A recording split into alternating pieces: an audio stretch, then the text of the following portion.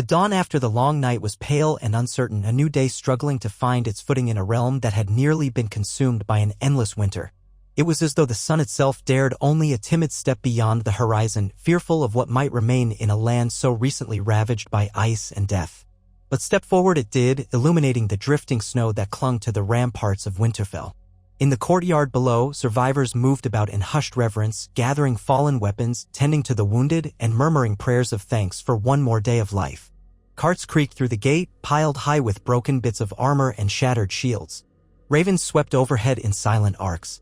There was no cheering, no revelry, only a profound sense of relief, laced with the knowledge that the real battles for power and stability were yet to come. Jon Snow had not slept. He moved down the halls with quiet purpose, passing tired soldiers who stood at attention when they recognized him. He paused to clasp arms with those who had proven themselves loyal and brave, offering neither thanks nor praise with unnecessary flourish. Their eyes spoke more than any words, and he nodded in understanding, forging a bond deeper than any vow of the Night's Watch he once swore.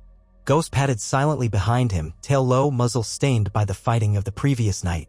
Jon had barely noticed the loyal direwolf, so bound was he to his own ceaseless thoughts, but the presence of his companion gave him comfort. A reminder of who he was and who he had once believed himself to be. He remembered the moment he realized the true nature of his birth. An upended world where the father he had loved as a stoic, honorable lord was in fact his uncle, and his mother was a mystery, a Targaryen bound in secret to Rhaegar. He had been so certain of his identity for so long, bastard, brother to the Starks, an outsider who only wanted belonging. Everything had changed with the knowledge that he was a rightful heir to the Iron Throne. Yet it had never felt like something he desired. The notion still gnawed at him, like a splinter wedged between his ribs. He had always followed duty, chosen the greater good over personal glory. Now, in this precarious aftermath, as the armies of the living emerged victorious but depleted, there was a greater duty than ever before. When Jon at last reached Daenerys' chambers, he found her seated on a wooden bench near the fireplace. Light from the feeble dawn glimmered through the high window, illuminating the silver in her braided hair. She wore a simple gray tunic and black trousers, no trace of regal frippery. The grandeur of a queen's attire had little place in the days after a battle of extinction. She was staring at the embers in the hearth. Something in her eyes suggested to Jon that she was reliving the battle, the screech of the dead, the roar of dragons, and the terror that lingered just past the edges of sleep. He stepped inside quietly, and she lifted her gaze. Their eyes met, and for a moment they simply beheld one another without speaking. The Red Keep and King's Landing, the Dragon's Pit, and all the rest of the world seemed to vanish, leaving only two people who had sacrificed everything and asked for nothing beyond a chance to protect the realm they both cared for. Daenerys' face softened. In the months before the battle, there had been tension, a swirl of secrets, revelations about Jon's birthright, and the fear that he would supplant her as the rightful ruler. Now, in the stillness, it seemed trivial in comparison to what they had endured. Yet Daenerys was not one to sweep away concerns so easily. She still held onto her ambition, onto the dream of a broken wheel, of a new era where tyrants would fall and freedom would blossom. But she also saw in Jon a mirror of her own desire to protect rather than dominate, to heal rather than wound. Jon's voice emerged softly. "How are you holding up?" Daenerys inhaled as though she had forgotten to breathe for some time. "Better than I thought, worse than I hoped." She tried to give a wry smile, but it faltered. "The cost of victory is always high, but I have never seen anything like this." Jon nodded, sinking onto a low stool opposite her, the distance between them but a few paces. Ghost settled near his feet. "We lost too many," he said, voice weighted by sorrow. "But we're still here. That's more than we dared to hope for." Her gaze lingered on him. "And what now, Jon? The war that threatened all life is ended. Yet there are still lords and ladies in the south, still an Iron Throne that demands a ruler. Our alliances, everything, must be reordered. My armies will want to march on King's Landing, to take the city in my name, but there must be a purpose in it, a reason that goes beyond conquest for conquest's sake." She paused, fingers trembling just slightly. "Your birthright is not something we can ignore forever." Jon exhaled. The knowledge that he was Aegon Targaryen had weighed heavily on him, but it had not changed his heart. "I have never wanted it," he said simply. "And yet I am not so blind as to think that my lack of desire matters when it comes to your claim.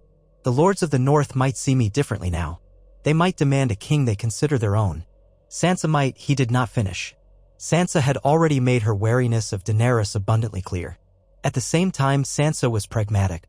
The North could not sever itself from the rest of the realm without risking isolation, particularly now when the world lay in ruins. Daenerys studied him, the silence stretching. Then she spoke. We have faced the end of all things, together. The living triumphed. The Targaryen in me would demand loyalty, subjugation, a single queen to unite the 7 kingdoms. But the woman I am, and I think the woman I've become thanks to you and others here, she knows that unity can't be forced. It must be chosen. In Astapor, in Yunkai, in Meereen, I tried to break the chains of those who were oppressed. Here, though, the shape of those chains is different. We must be careful not to replace one yoke with another.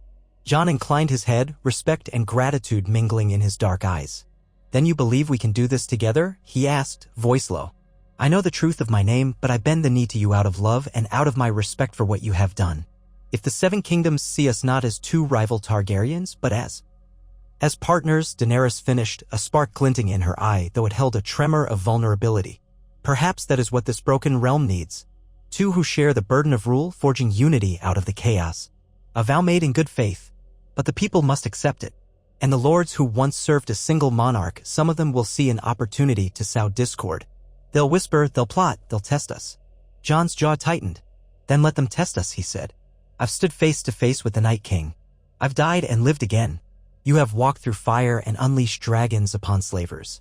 If we stand together, we can survive any plots they hatch. But only if we truly stand together. No more secrets. No more divisions. Daenerys rose, crossing the small space between them. She set her hand on Jon's, lacing her fingers with his. The sensation was warm, a fleeting comfort in a world still blanketed by a chill that could not be dispelled by the rising sun alone. Together, she repeated.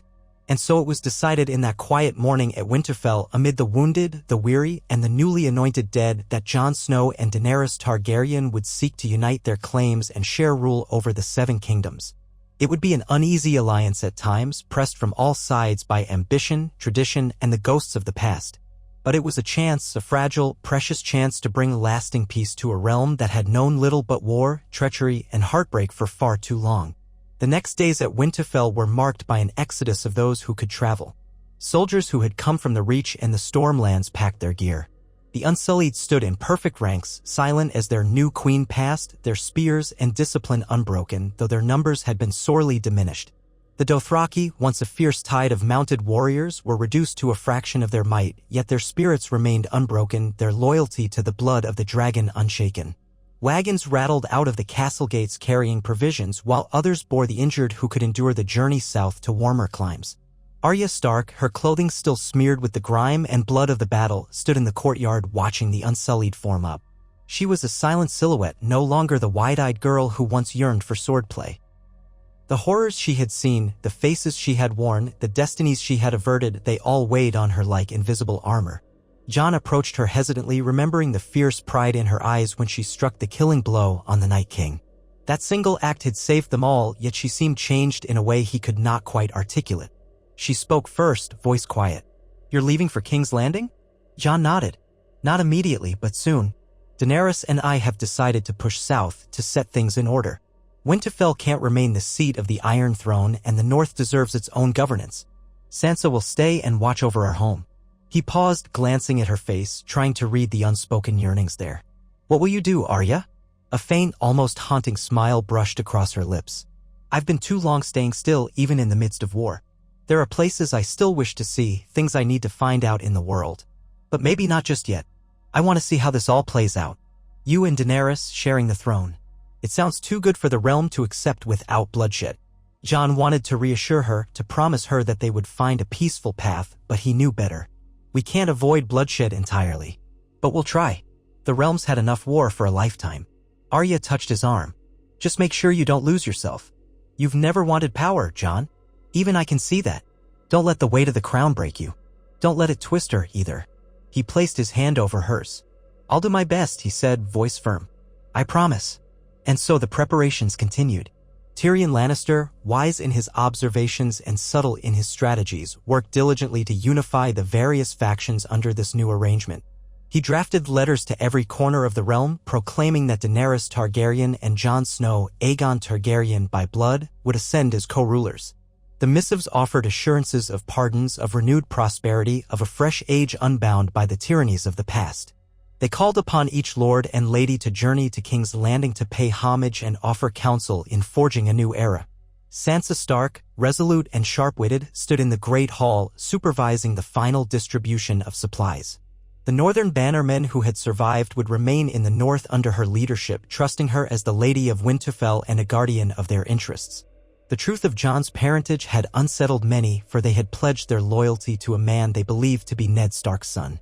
Now that man was revealed to be something else, yet still the same in spirit, they would argue, for the qualities that made him beloved remained unchanged. Nevertheless, the question lingered, would the North kneel to a Targaryen queen, even if their own beloved Jon Snow shared that name? Daenerys found Sansa alone in the library one evening, reading through ledgers of the harvest and the supplies left in the surrounding farmland. The tension between them had not vanished, it had only settled into a reluctant acceptance of each other's presence. Daenerys hesitated at the doorway before speaking in a measured tone. "I've seen to the last of my men's needs. They are as comfortable as they can be in the cold." Sansa looked up from her calculations. Her flame-colored hair was tied in a single plait and dark circles rimmed her eyes from too many nights of anxious wakefulness. "Winterfell is yours to use," she said politely, "until you depart." Daenerys nodded. "Thank you. I wanted to speak with you before we leave. Jon may be your brother," she caught herself, "your cousin by blood. But by heart and bond, he is more brother than anything else. I want you to know that I respect him. I want the same for the North that he does, peace, prosperity, and independence in matters of culture and governance if possible." Sansa's lips thinned. Independence is a word that means everything to the people of the North. After what the Mad King did to my grandfather and uncle, after the horrors we've endured, it's not something we yield lightly. But if you mean to respect our ways, then I can try to trust your intentions. Especially if Jon is beside you. A flicker of relief passed over Daenerys' face. "He will be. And you'll remain Lady of Winterfell if you so choose. I have no intention of placing a Targaryen banner over these walls unless the North chooses it." Sansa's eyes narrowed, searching Daenerys' face for any sign of duplicity. Finding none apparent, she nodded once, returning to her ledger. "Then we'll see how the realm receives you in King's Landing. There's no shortage of enemies there." Daenerys was about to respond when a messenger hurried in, breathless, bearing a letter that had just arrived by Raven. Tyrion's seal was pressed into the wax. Sansa opened it quickly, eyes scanning the lines. Her expression darkened and she handed it to Daenerys without a word. Daenerys read it swiftly. The letters had gone out, but lords loyal to Cersei, particularly in the Westerlands, were refusing to acknowledge any rule that did not come from a Lannister or someone allied with them. Pockets of resistance brewed in the Crownlands as well, claiming that Daenerys was a foreign invader, ignoring her birthright. Further rumors whispered that the child of Rhaegar Targaryen was a false rumor invented to solidify Daenerys' claim. "They won't give up easily," Daenerys murmured, voice low. "They never do," Sansa replied. Word spread that the caravan for King's Landing would depart at dawn. An uneasy hush fell upon Winterfell that final night, as though even the walls knew this would be the last time they sheltered so many southern soldiers, so many dragons, so many of the living who had banded together. Jon checked the stables for the horses, making sure everything was in order, while Daenerys ensured her dragons, both survivors of the great battle, were prepared for a long flight south. Rhaegal's wings still bore a ragged tear, but he seemed to recover steadily, responding to Jon's presence with a low rumble of recognition. Drogon circled overhead in the twilight, a sentinel of smoke and shadow. A pale dawn ushered them onto the King's Road. The Unsullied marched in crisp formation. The remnants of the Dothraki rode with a solemn pride, the bells in their hair considerably fewer than before, but still chiming faintly in the cold morning air. The northern men who had chosen to accompany Jon formed a separate flank, careful to maintain a respectful distance from the Queen's forces.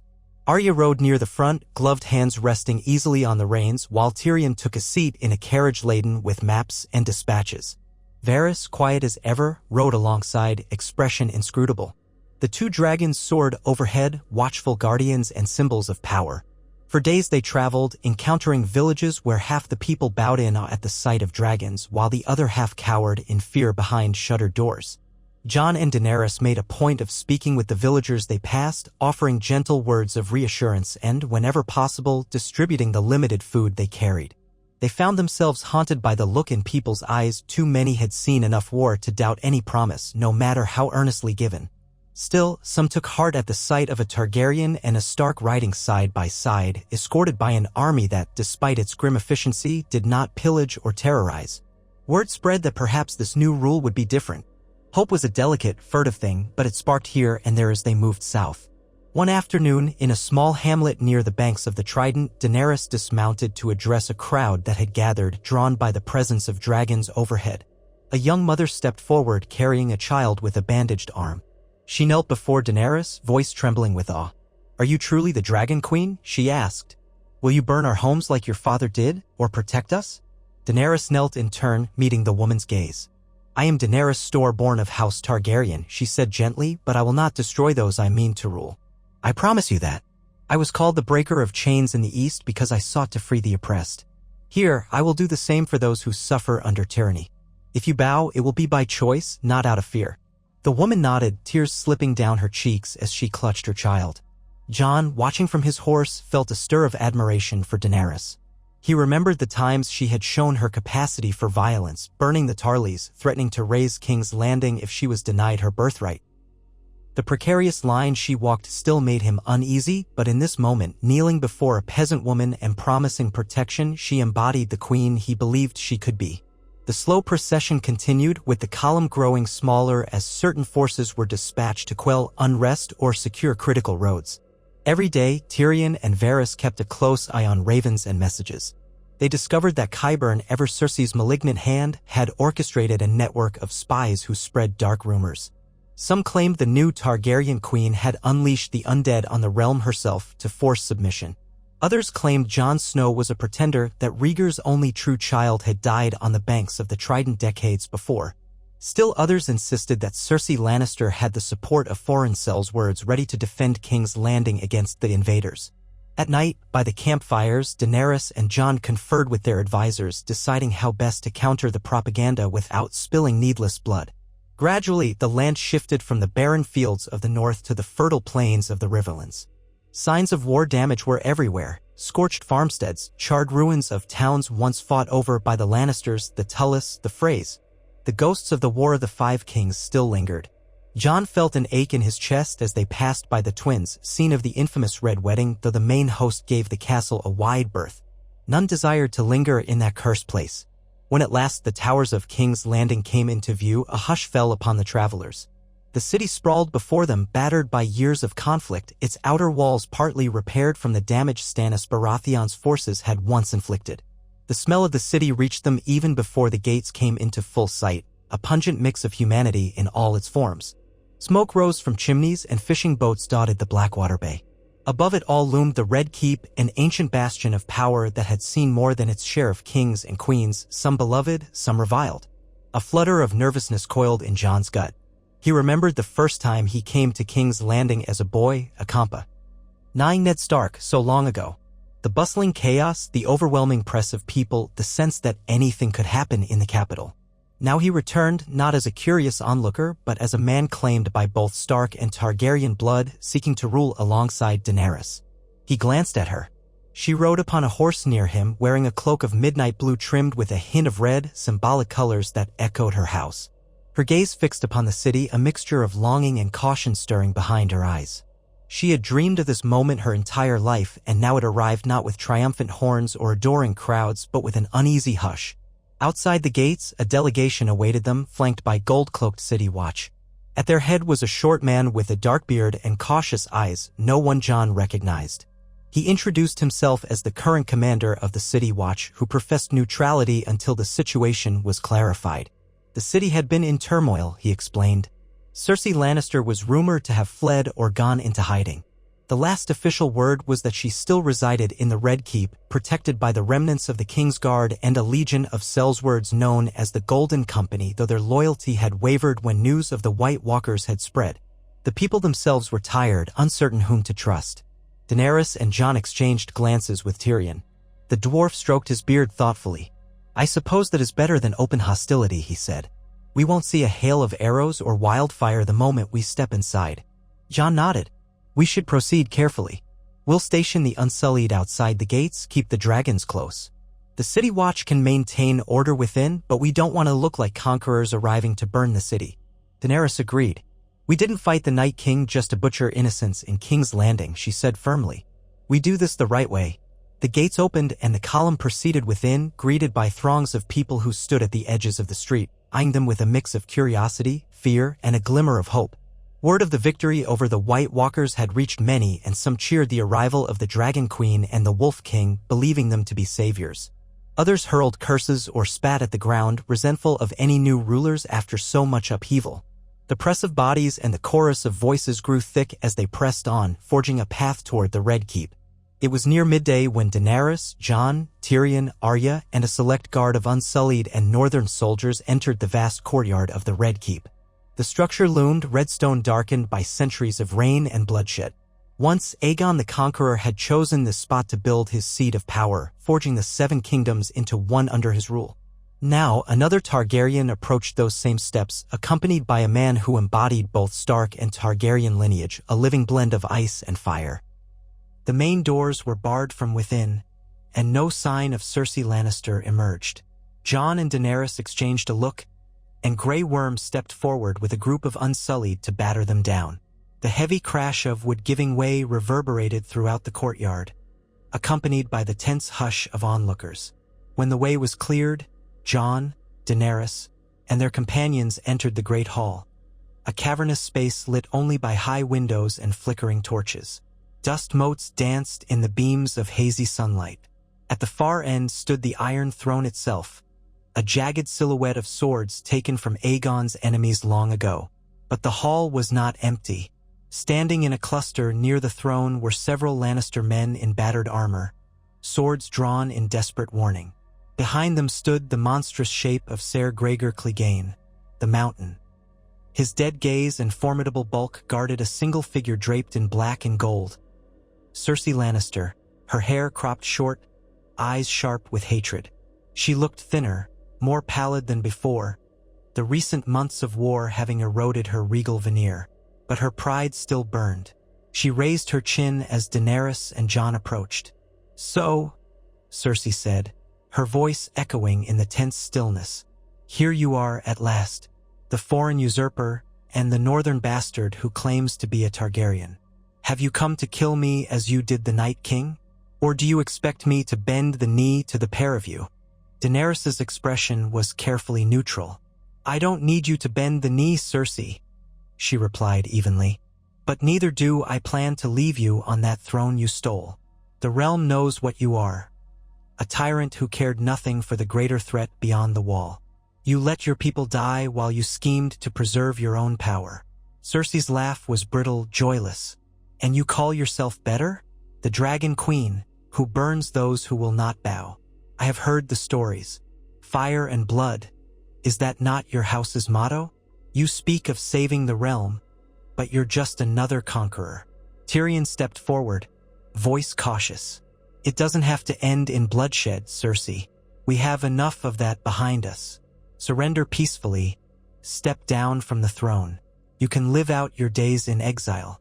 The crown will pass to Daenerys and Jon, and the city will not suffer." Cersei regarded her younger brother with a sneer. "Ever the fool, Tyrion. You think I will fade quietly into obscurity, letting my enemies parade my downfall as a trophy? I am queen of the 7 kingdoms. I will fight for this throne until my last breath." She gestured to the Mountain, the metal plating on his armor screeching faintly as he moved. "And I am not as alone as you might think." Daenerys tensed, scanning the hall for hidden crossbowmen or soldiers. The windows were empty, the balconies above silent. "Your armies have deserted you," she said, voice strong. "The Golden Company has refused to fight a war they consider lost. The people outside are done with your lies. There is no victory for you here." Cersei's lips curled. "We shall see," she said softly. Without warning, she snapped her fingers. The Mountain took a single step forward, sword raised. For a heartbeat, it seemed as though bloodshed was inevitable, that the monstrous knight would charge, igniting a final, brutal stand. But Tyrion lifted his hand, calling out for calm, and the Unsullied bristled, ready to strike.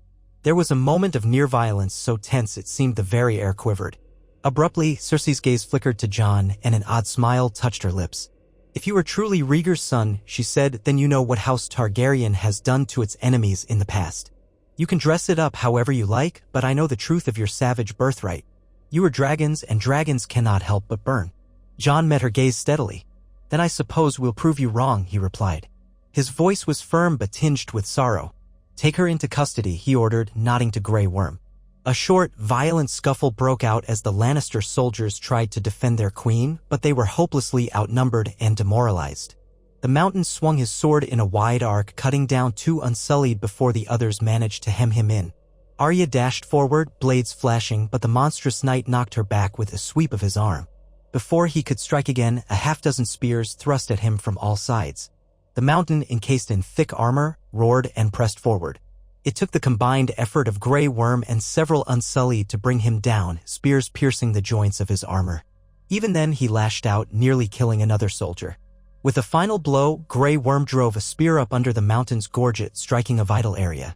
The hulking figure collapsed in a heap of steel and gore.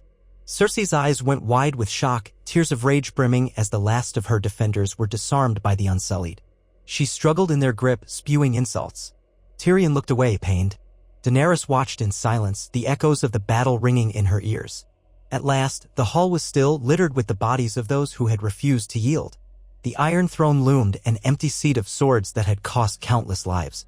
As Cersei was dragged away, ranting and cursing, Daenerys and Jon stood side by side, gazing at the seat of kings.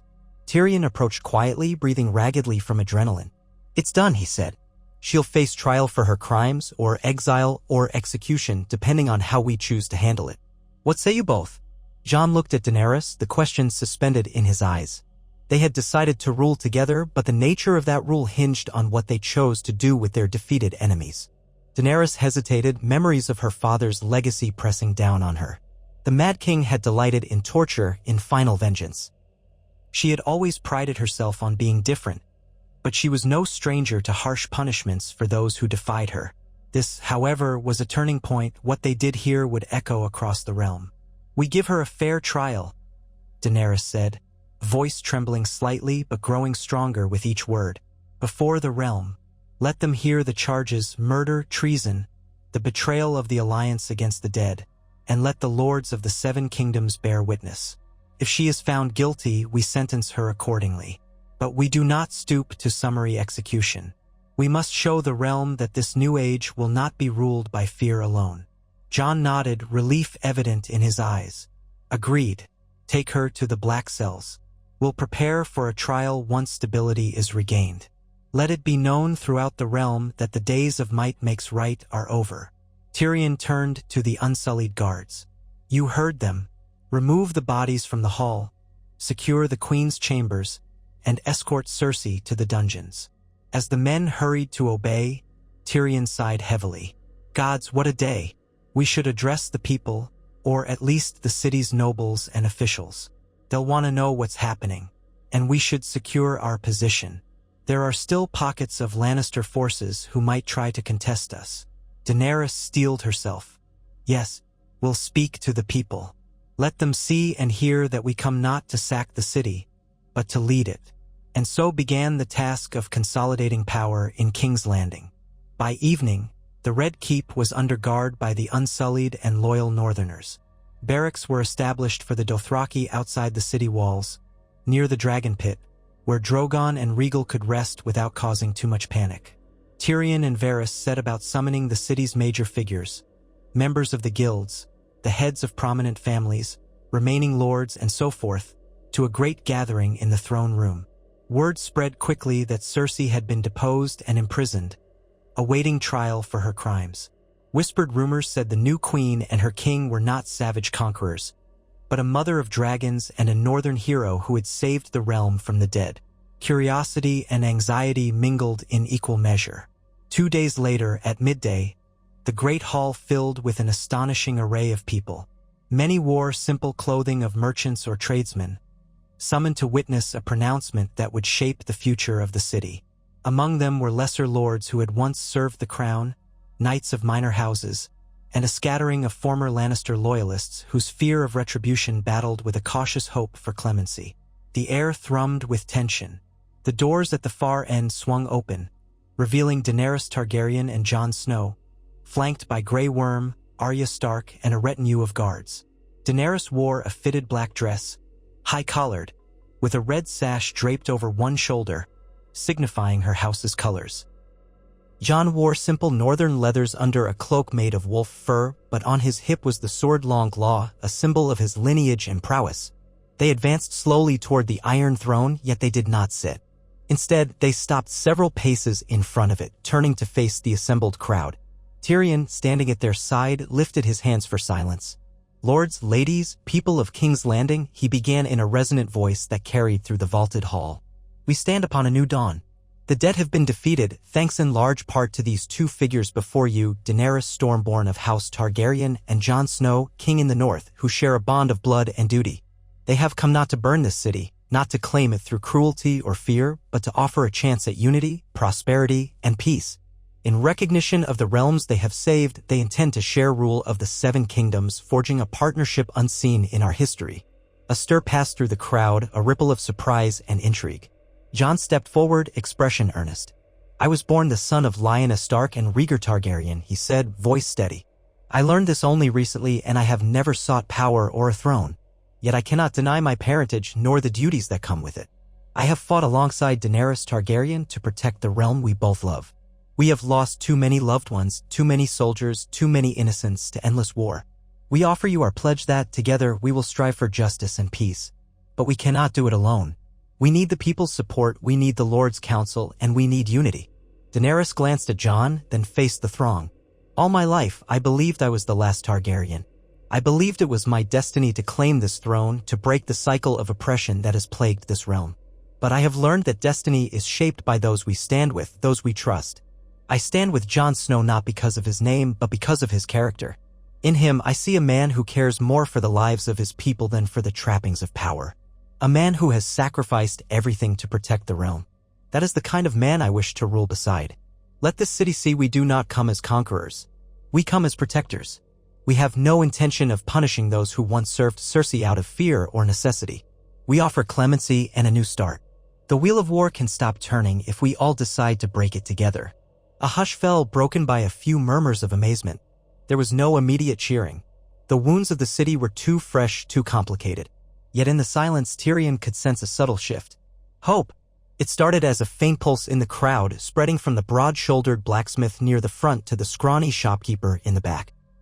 The people had lived through Joffrey's cruelty, through the rule of a Lannister queen who schemed and lied and allowed the city's children to starve while she stockpiled wildfire for her enemies. To see a Targaryen queen offering leniency instead of flame, a northern hero speaking of unity rather than rebellion.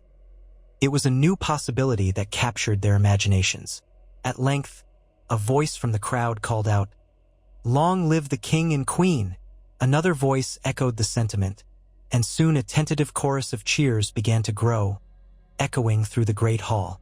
It was not as thunderous or as certain as Daenerys might have once dreamed, but it was genuine, coming from hearts that dared to believe in a better future. Daenerys and Jon exchanged a look of quiet gratitude, and they moved to address the throng further. They spoke of food shortages and how they planned to send relief. They promised to rebuild the city's infrastructure, battered by war.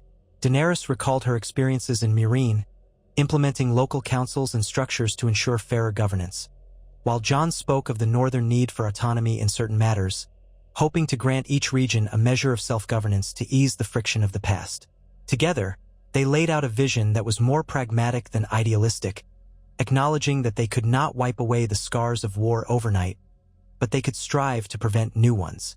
In the days that followed, the city began to show cautious signs of acceptance. The Gold Cloaks were reorganized, and a new commander was chosen with the blessing of Daenerys and Jon, someone known for even-handedness. The Dothraki, who still unnerved the city folk, were given clear directives on respecting local customs and laws under penalty of severe discipline. The Unsullied patrolled key areas, but they were instructed to maintain peace, not to oppress. Gradually, the ordinary citizens dared to step outside more frequently, to venture to markets and taverns, discovering that no savage rampage awaited them. Meanwhile, news of the arrangement spread to the rest of the realm. Some houses, particularly those in the Reach and Dorne, welcomed the shared rule, relieved that the war with the dead was over and eager for stability. Others, in the Westerlands, were more hesitant, uncertain of how a Targaryen restoration would affect their holdings. But with Cersei deposed, and the Lannister army in disarray, no one mounted a serious military challenge. Pockets of banditry flared, as they always did in times of transition, but they were swiftly dealt with by detachments of unsullied and loyal men from the north. Tyrion and Varys worked tirelessly behind the scenes, drafting new treaties, corresponding with lords, ensuring that the cracks in the realm's unity were sealed before they became chasms. One afternoon, shortly after another grueling round of audiences with minor nobles, Jon and Daenerys found themselves alone on a balcony overlooking Blackwater Bay. The sky was a brilliant tapestry of oranges and pinks as the sun dipped westward. Ships glided in the harbor carrying goods and travelers from across the narrow sea. The city below buzzed with life, the hum of a metropolis that refused to be broken by war or sorrow. Seagulls cried overhead. Daenerys leaned on the stone balustrade, her silver-gold hair ruffled by the ocean breeze. I had imagined taking the throne would be accompanied by the roar of dragons and the triumph of banners, she said with a small smile. But this feels different. Quiet. I'm not sure if that's good or bad. Jon stood beside her, the warmth of his presence a comfort against the memory of the cold north. Perhaps it's good, he replied softly. We've seen enough roaring for a lifetime. Maybe building something new should be quieter, steadier. A daily labor instead of a single moment of glory. She glanced at him, amusement in her eyes. Have you always been so wise? He snorted, a small smile tugging at his lips. Hardly. Wisdom was never my strong suit, just stubbornness. I've made my share of mistakes. But I know what it means to want peace after so much death. Their gazes lingered on each other, a gentle current of affection passing between them. The pressures of ruling were immense, and each day brought fresh challenges, some loud, some insidiously subtle. But in these moments of respite, they drew strength from their bond. Two who were once strangers from distant corners of the world, now entwined by fate and choice, forging a future that might just redeem the sins of their lineage. In the weeks that followed, preparations were made for Cersei's formal trial. The lords and ladies of the realm were invited, some came eagerly, others under protest. The Red Keep's throne room was prepared to hold a tribunal that would weigh the accusations against the former queen. Among those set to judge were Jon and Daenerys, though they decided to convene a small council of notable figures to ensure fairness. Sansa Stark was summoned from Winterfell to serve on the council, though her traveling was delayed by the need to manage the North's transition. Gendry Baratheon, legitimized by royal decree, came to represent the Stormlands. Samwell Tarly arrived as a representative of House Tarly. An uneasy position for him, given that Daenerys had once ordered the execution of his father and brother. Yet he had seen the White Walkers, he had known the truth of Jon's parentage, and he believed in the possibility of a better realm, albeit with trepidation. At last, the day of the trial dawned.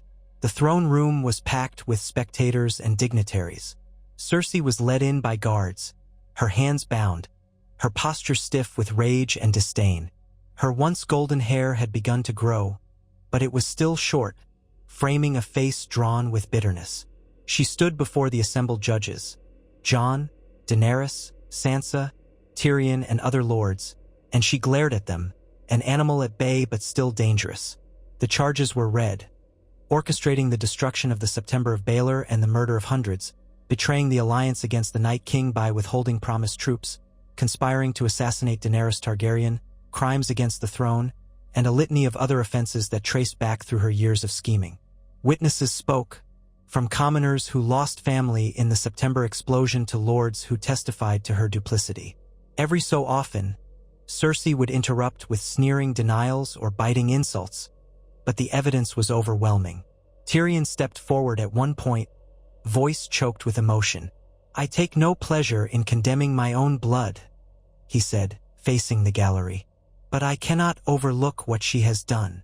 My father was no saint, but even he would balk at the destruction she wrought upon this city. She has caused immeasurable suffering." Cersei's eyes flashed, and she spat at Tyrion's feet. "You always were a traitor to your family, a sniveling dwarf who killed our father. You think you stand on the side of justice? You're just playing at righteousness. A pathetic little man who thinks wearing the hand's pin means you matter." Tyrion's jaw tightened, but he merely turned away. The tribunal continued. In the end, the verdict was never in doubt. She was found guilty on all counts, the evidence both damning and indisputable. The sentence was death, though Daenerys and Jon had debated the possibility of exile. Ultimately, the scale of her crimes and the city's demand for justice made exile untenable.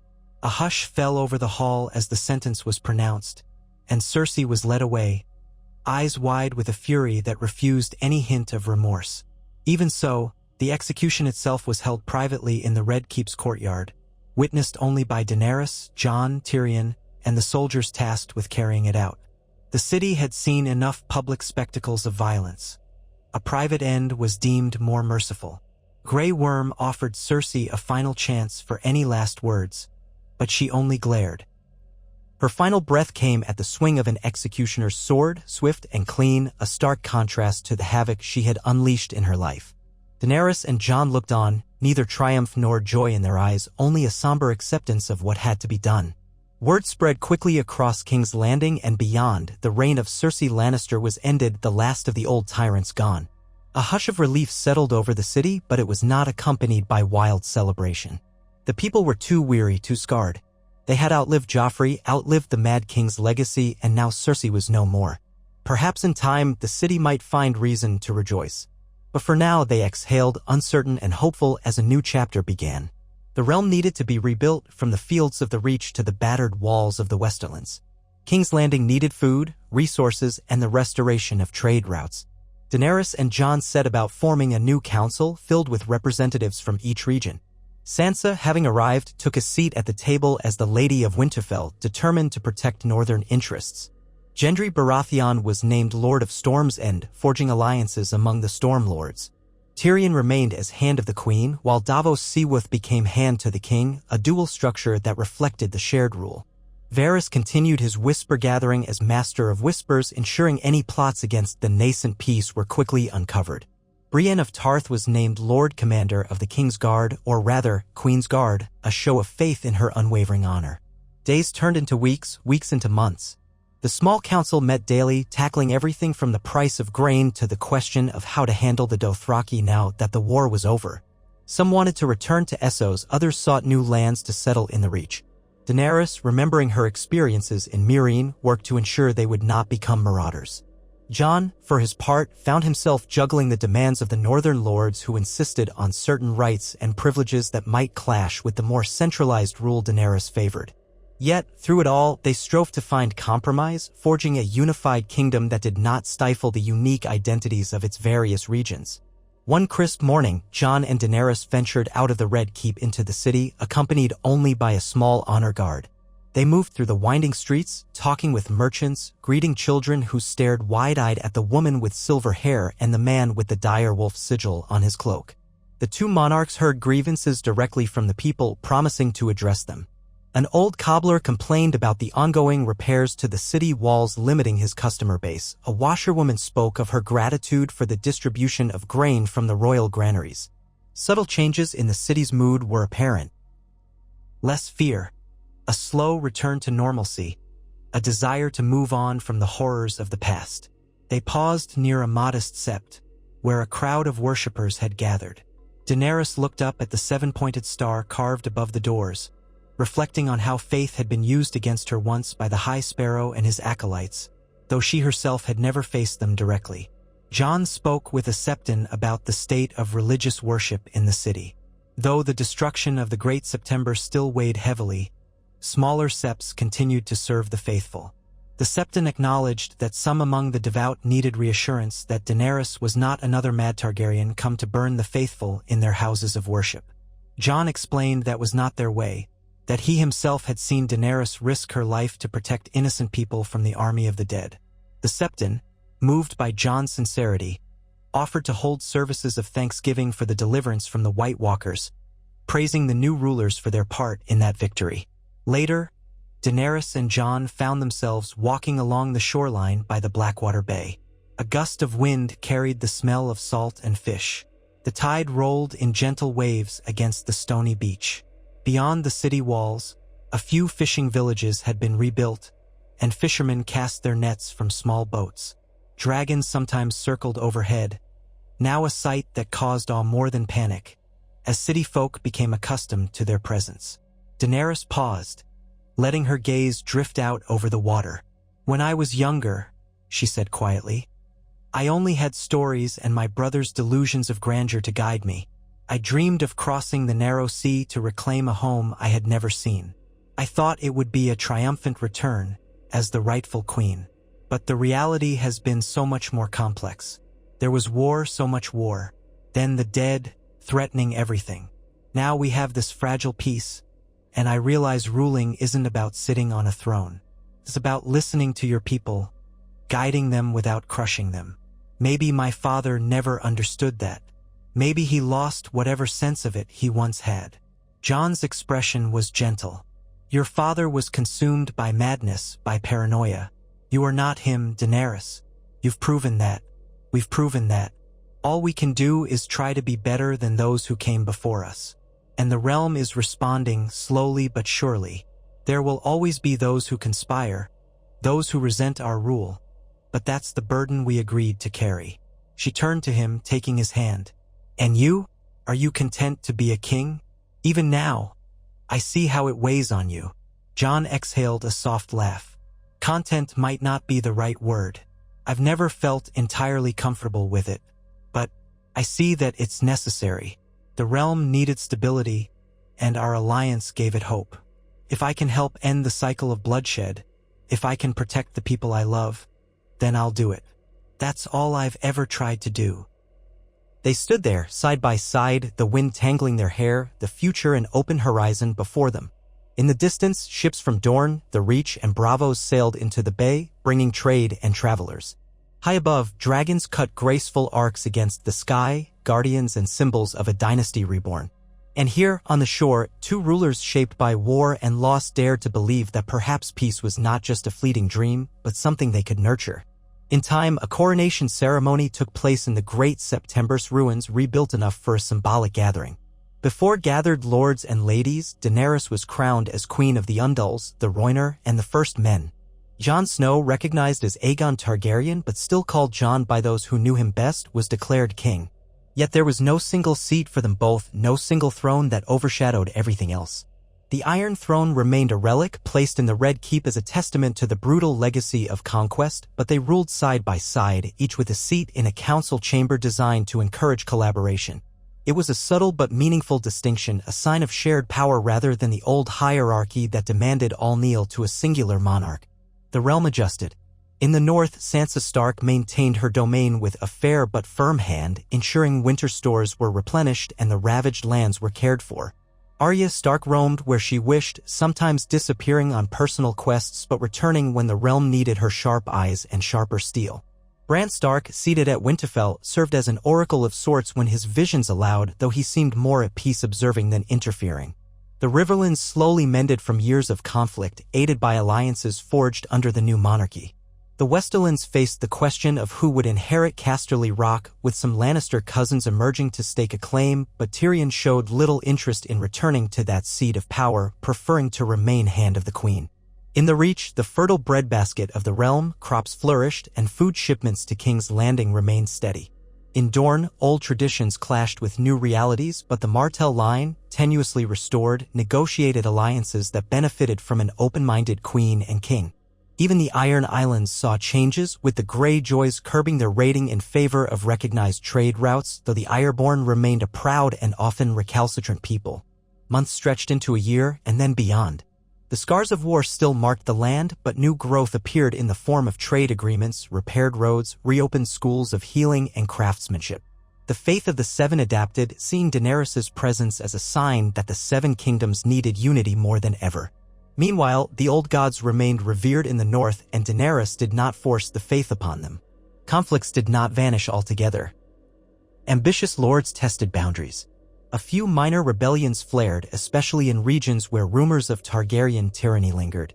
Yet each time, Jon and Daenerys responded with measured firmness, sending envoys first, soldiers second, and reserving the dragons as a final resort. When the rebels were defeated, Daenerys offered merciful terms, sparing lords who surrendered, sparing commoners who had been swept into misguided uprisings. Slowly, the realm began to understand that this was not the reign of the Mad King. This was something else, a tenuous balance that required constant vigilance but offered a chance to lay down arms. Amid these challenges, Jon and Daenerys discovered the complexities of sharing rule. They sometimes disagreed over taxes, over the best way to handle disputes between regions, over the role of the faith. Daenerys had a fiercer approach, often shaped by her experiences in Essos, where immediate, decisive action had been necessary to liberate slaves. Jon, more reserved, frequently counseled patience, negotiation, and compromise. More than once, their arguments rattled the walls of the royal apartments. But each time, they found their way back to the unity that had brought them together. They remembered the night they stood against the endless winter, the unwavering faith they had in each other's commitment to the living. That bond did not break easily, and over time, they refined the art of governing in tandem, each complementing the other's strengths, compensating for weaknesses, forging a partnership that no lord could easily fracture. Children began to be born in the realm, unburdened by the memory of the War of the Five Kings and the terror of the dead. Bards in taverns composed songs of the King of Ice and the Queen of Fire, weaving tales of their victory beyond the wall, their peaceful reign that followed. Naturally, some of these songs were embellished, turning dire wolves into ancient gods or dragons into benevolent spirits, but the essence held. The realm had found two rulers who cared more for the people than for their own glory. Over time, Daenerys found her days filled with letters, petitions, and delegations. The burdens of queenship weighed upon her, but she no longer carried them alone. When she felt overwhelmed, she looked to Jon, who would listen, who would remind her of the bigger picture, who would stand beside her in the council chambers as they debated. And when Jon felt the weight of the North pulling him home, torn between his new responsibilities and his old loyalties, she reminded him that winter would come again one day, but they would face it together. Ice and fire united. In a quiet moment, years into their reign, they stood on a balcony overlooking the city they had worked so hard to rebuild. Children laughed in the streets below, chasing each other with sticks. Merchants plied their wares in colorful stalls.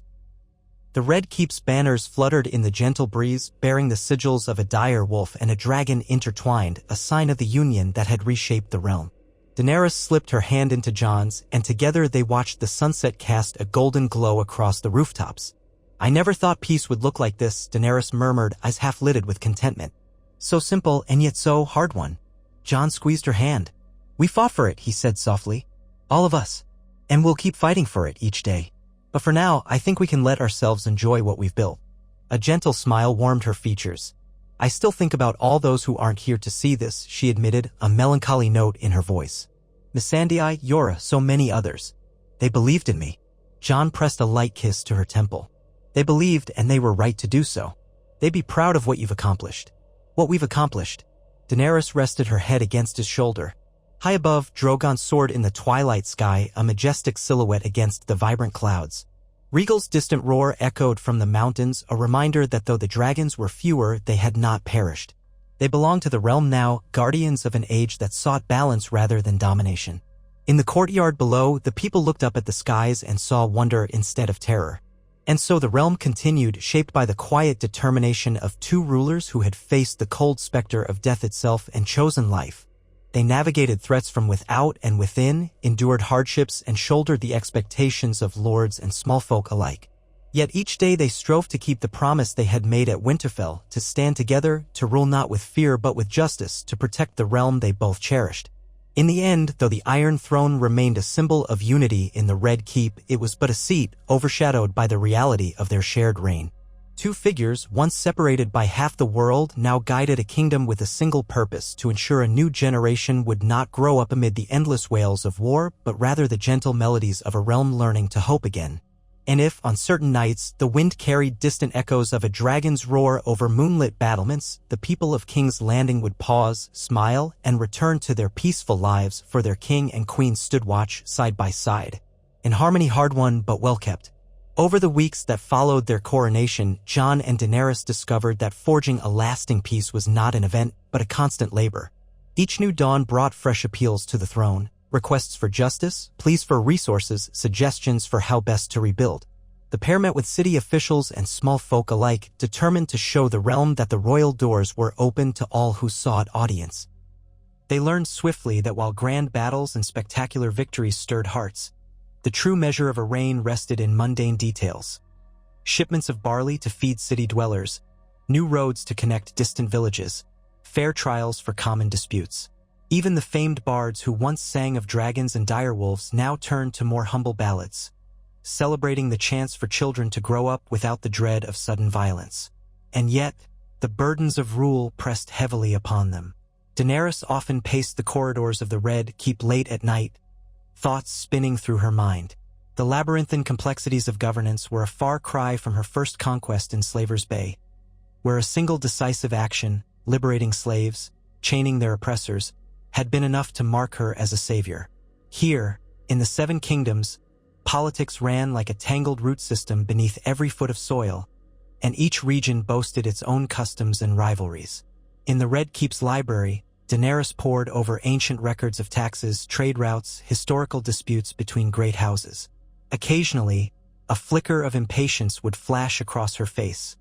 She yearned for the clarity of a single moral cause, but each time she felt frustration rise, she remembered the broken bodies left behind by war, the children orphaned by endless struggles for crowns and titles.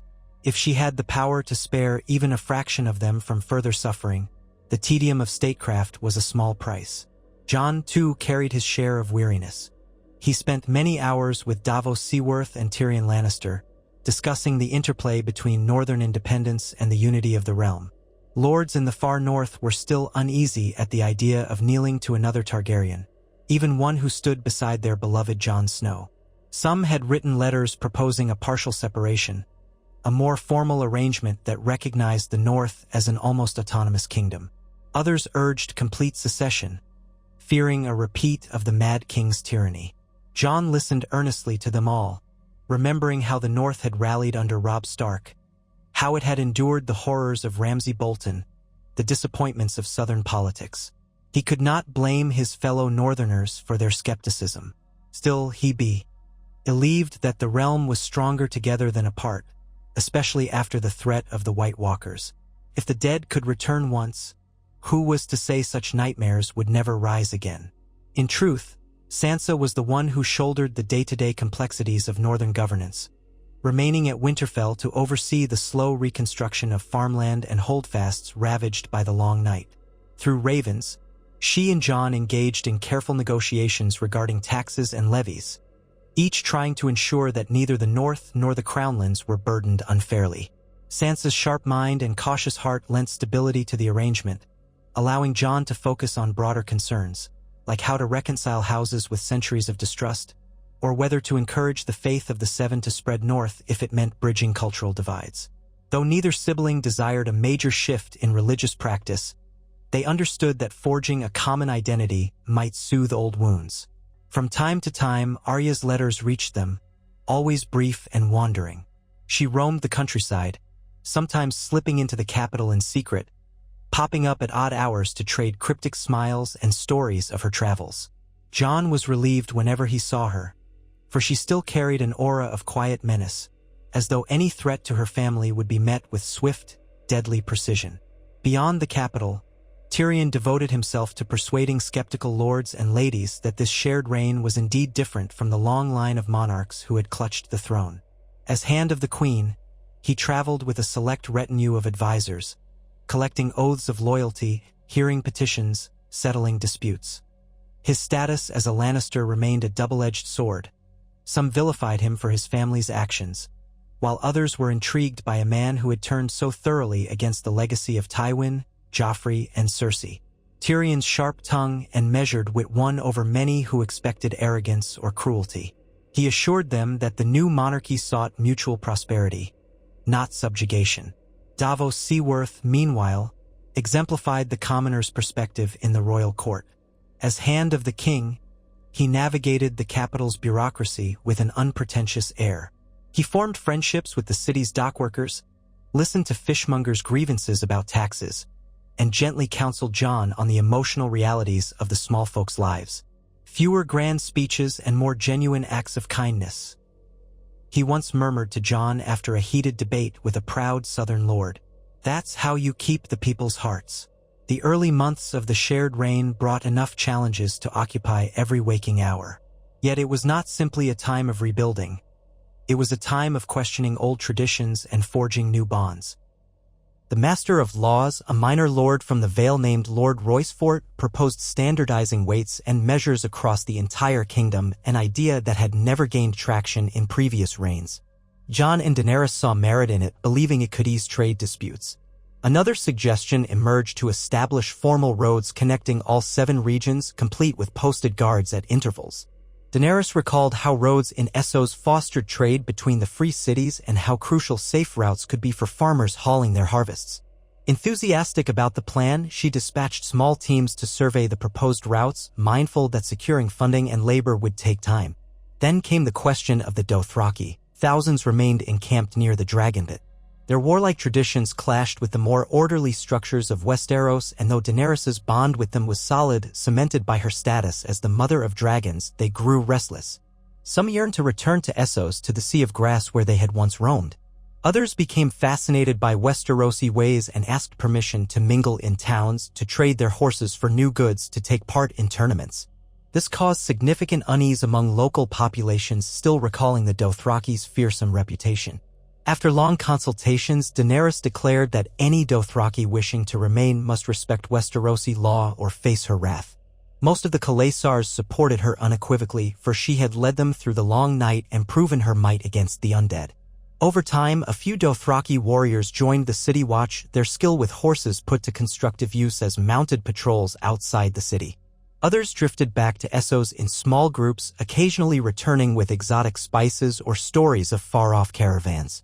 At last, as the city and countryside seemed to settle into a cautious rhythm of calm, a new missive from Dorne arrived, carried by an envoy of House Martell.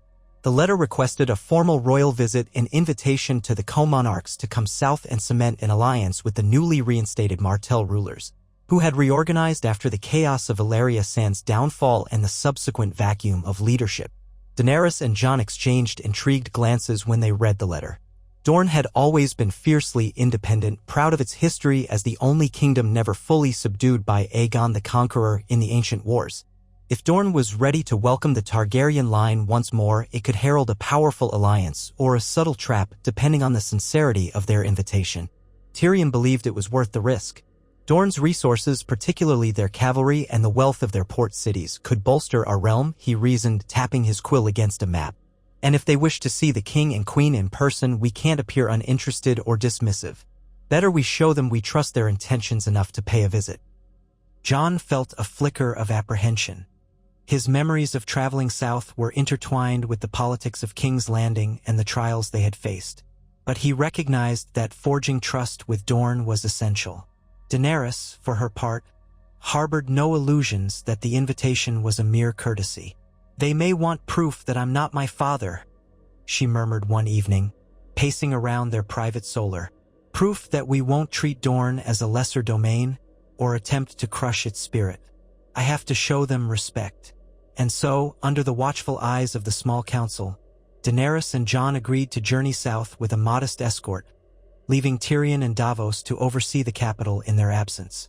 Grey Worm and a detachment of Unsullied would ensure the Red Keep remained secure. Rhaegal and Drogon would join the royal caravan, an unmistakable sign of power, but also a necessary precaution should treachery arise.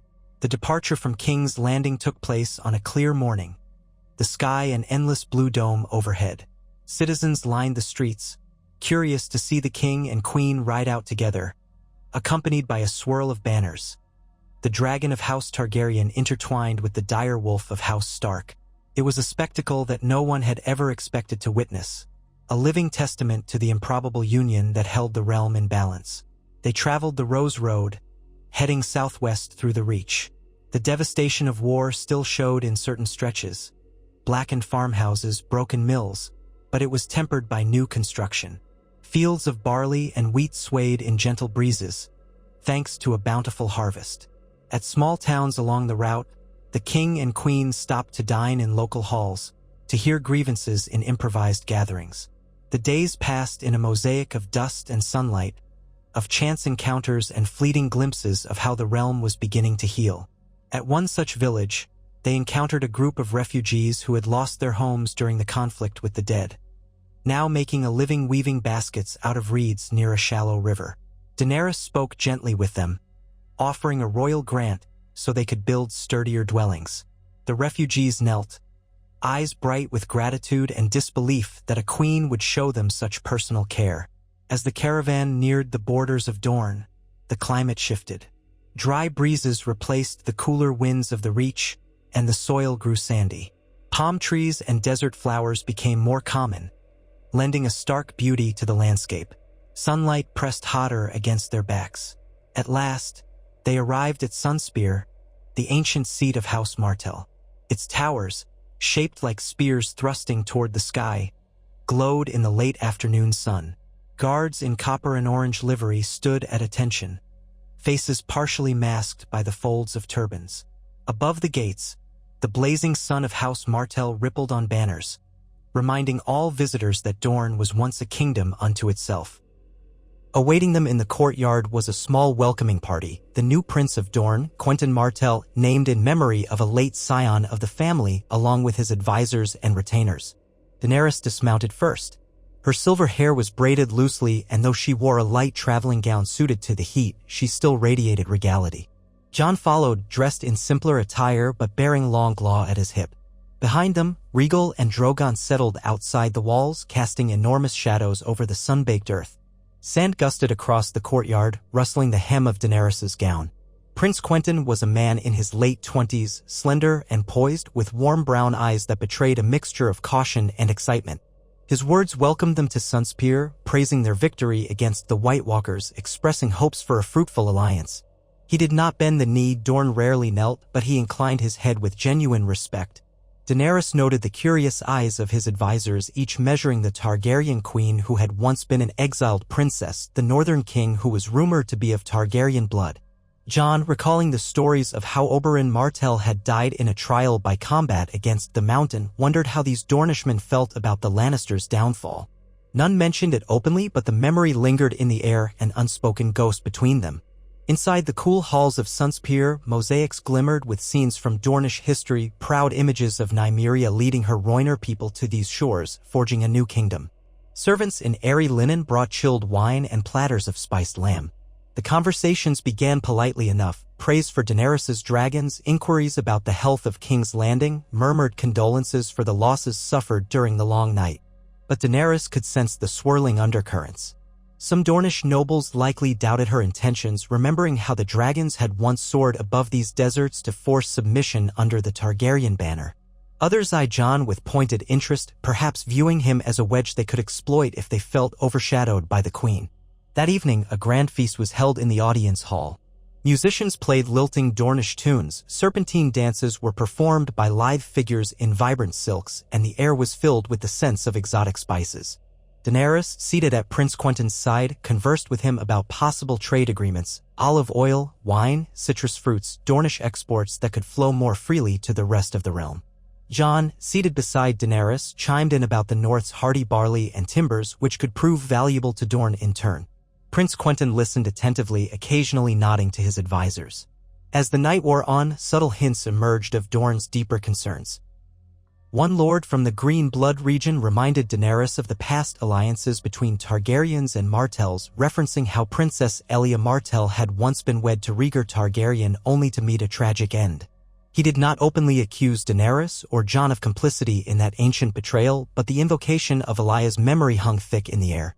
Daenerys responded with quiet sympathy, acknowledging the anguish House Martell had endured. Jon's expression tightened. He was uncomfortably aware that, if the stories were true, his father had annulled his marriage to Elia in secret. How that detail might stir old resentments, he could only guess. Despite these tensions, the feast was largely cordial, and by its close, Prince Quentyn proposed a formal meeting the next day to discuss the specifics of an alliance. When Daenerys and Jon finally retired to their assigned chambers, they found themselves in a cool, domed room overlooking the sea. The moonlight glistened on distant waves, and the hush of night offered a respite from political maneuvering. Yet their conversation lingered on the day's events. "They're testing us," Daenerys murmured, slipping off her sandals. "They've welcomed us with open arms, but they're also measuring how easily they can press us for concessions." Jon nodded, unbuckling Longclaw and resting it against a small table. "I can't blame them, in a way. Dorne was never conquered in the same manner as the other 6 kingdoms. They pride themselves on that. They likely want to ensure we don't plan to meddle too deeply in their laws or traditions." Daenerys let out a soft exhale. "We have no intention of overshadowing them, but they've heard that line from Targaryens before. If we can show good faith, maybe they'll believe we truly mean it this time." The following day proved challenging but productive. Prince Quentyn convened his principal advisors, lords and ladies who represented the wide swath of Dornish interests from the sandy coasts to the stony mountains. They gathered around a large oval table adorned with a map of Dorne and surrounding regions. Daenerys and Jon took their seats at the head, facing Quentyn at the opposite end. Servants brought cool fruit juices and thin bread, mindful of the rising temperature. Discussions began with trade terms: how to reduce tariffs, how to ensure safe passage for caravans crossing the desert, how to balance Dornish exports with imports from the Crownlands. Tyrion was not present. He remained in King's Landing, but he had sent written instructions and suggestions. Daenerys consulted these notes occasionally, though she relied more on her own instincts, shaped by years governing Meereen. She recalled how she had once negotiated with the city of Yunkai, navigating a labyrinth of interests. Dorne was no different. Each faction had its demands and fears. Jon, for his part, spoke about ensuring fair exchange rates and offered that the North's surplus of furs and leathers could find eager buyers in Dornish markets where desert nights could turn surprisingly cold. Beyond trade, they broached the topic of mutual defense. Though the undead threat was gone, local raiders or rebellious lords still posed problems in border regions. Dorne's southern coast faced occasional pirate incursions from the Stepstones. They wanted a guarantee that the Crown would help protect shipping lanes. Daenerys explained her intention to dispatch ships from King's Landing's growing navy, ships that Davos was helping to modernize. The Dornish lords seemed open to the idea, especially when Jon mentioned that friendly alliances reduced the need for standing armies, freeing resources to improve roads, ports, and farmlands. Bit by bit, the conversation layered cooperation upon caution, forging a careful tapestry of agreement. At midday, a sudden commotion stirred the corridors. A raven had arrived, bearing urgent news from King's Landing. Daenerys and Jon excused themselves from the council to read the message privately. It was from Tyrion, whose words conveyed a mix of exasperation and concern. Storm's End, newly granted to Gendry Baratheon, had been hosting a gathering of minor lords from the Stormlands. During the feast, an argument had erupted regarding the line of succession for House Baratheon. Some still questioned Gendry's legitimacy, even though Daenerys had formally recognized him. Two lesser lords, each claiming distant Baratheon blood, had left in anger, threatening to gather forces to unseat Gendry.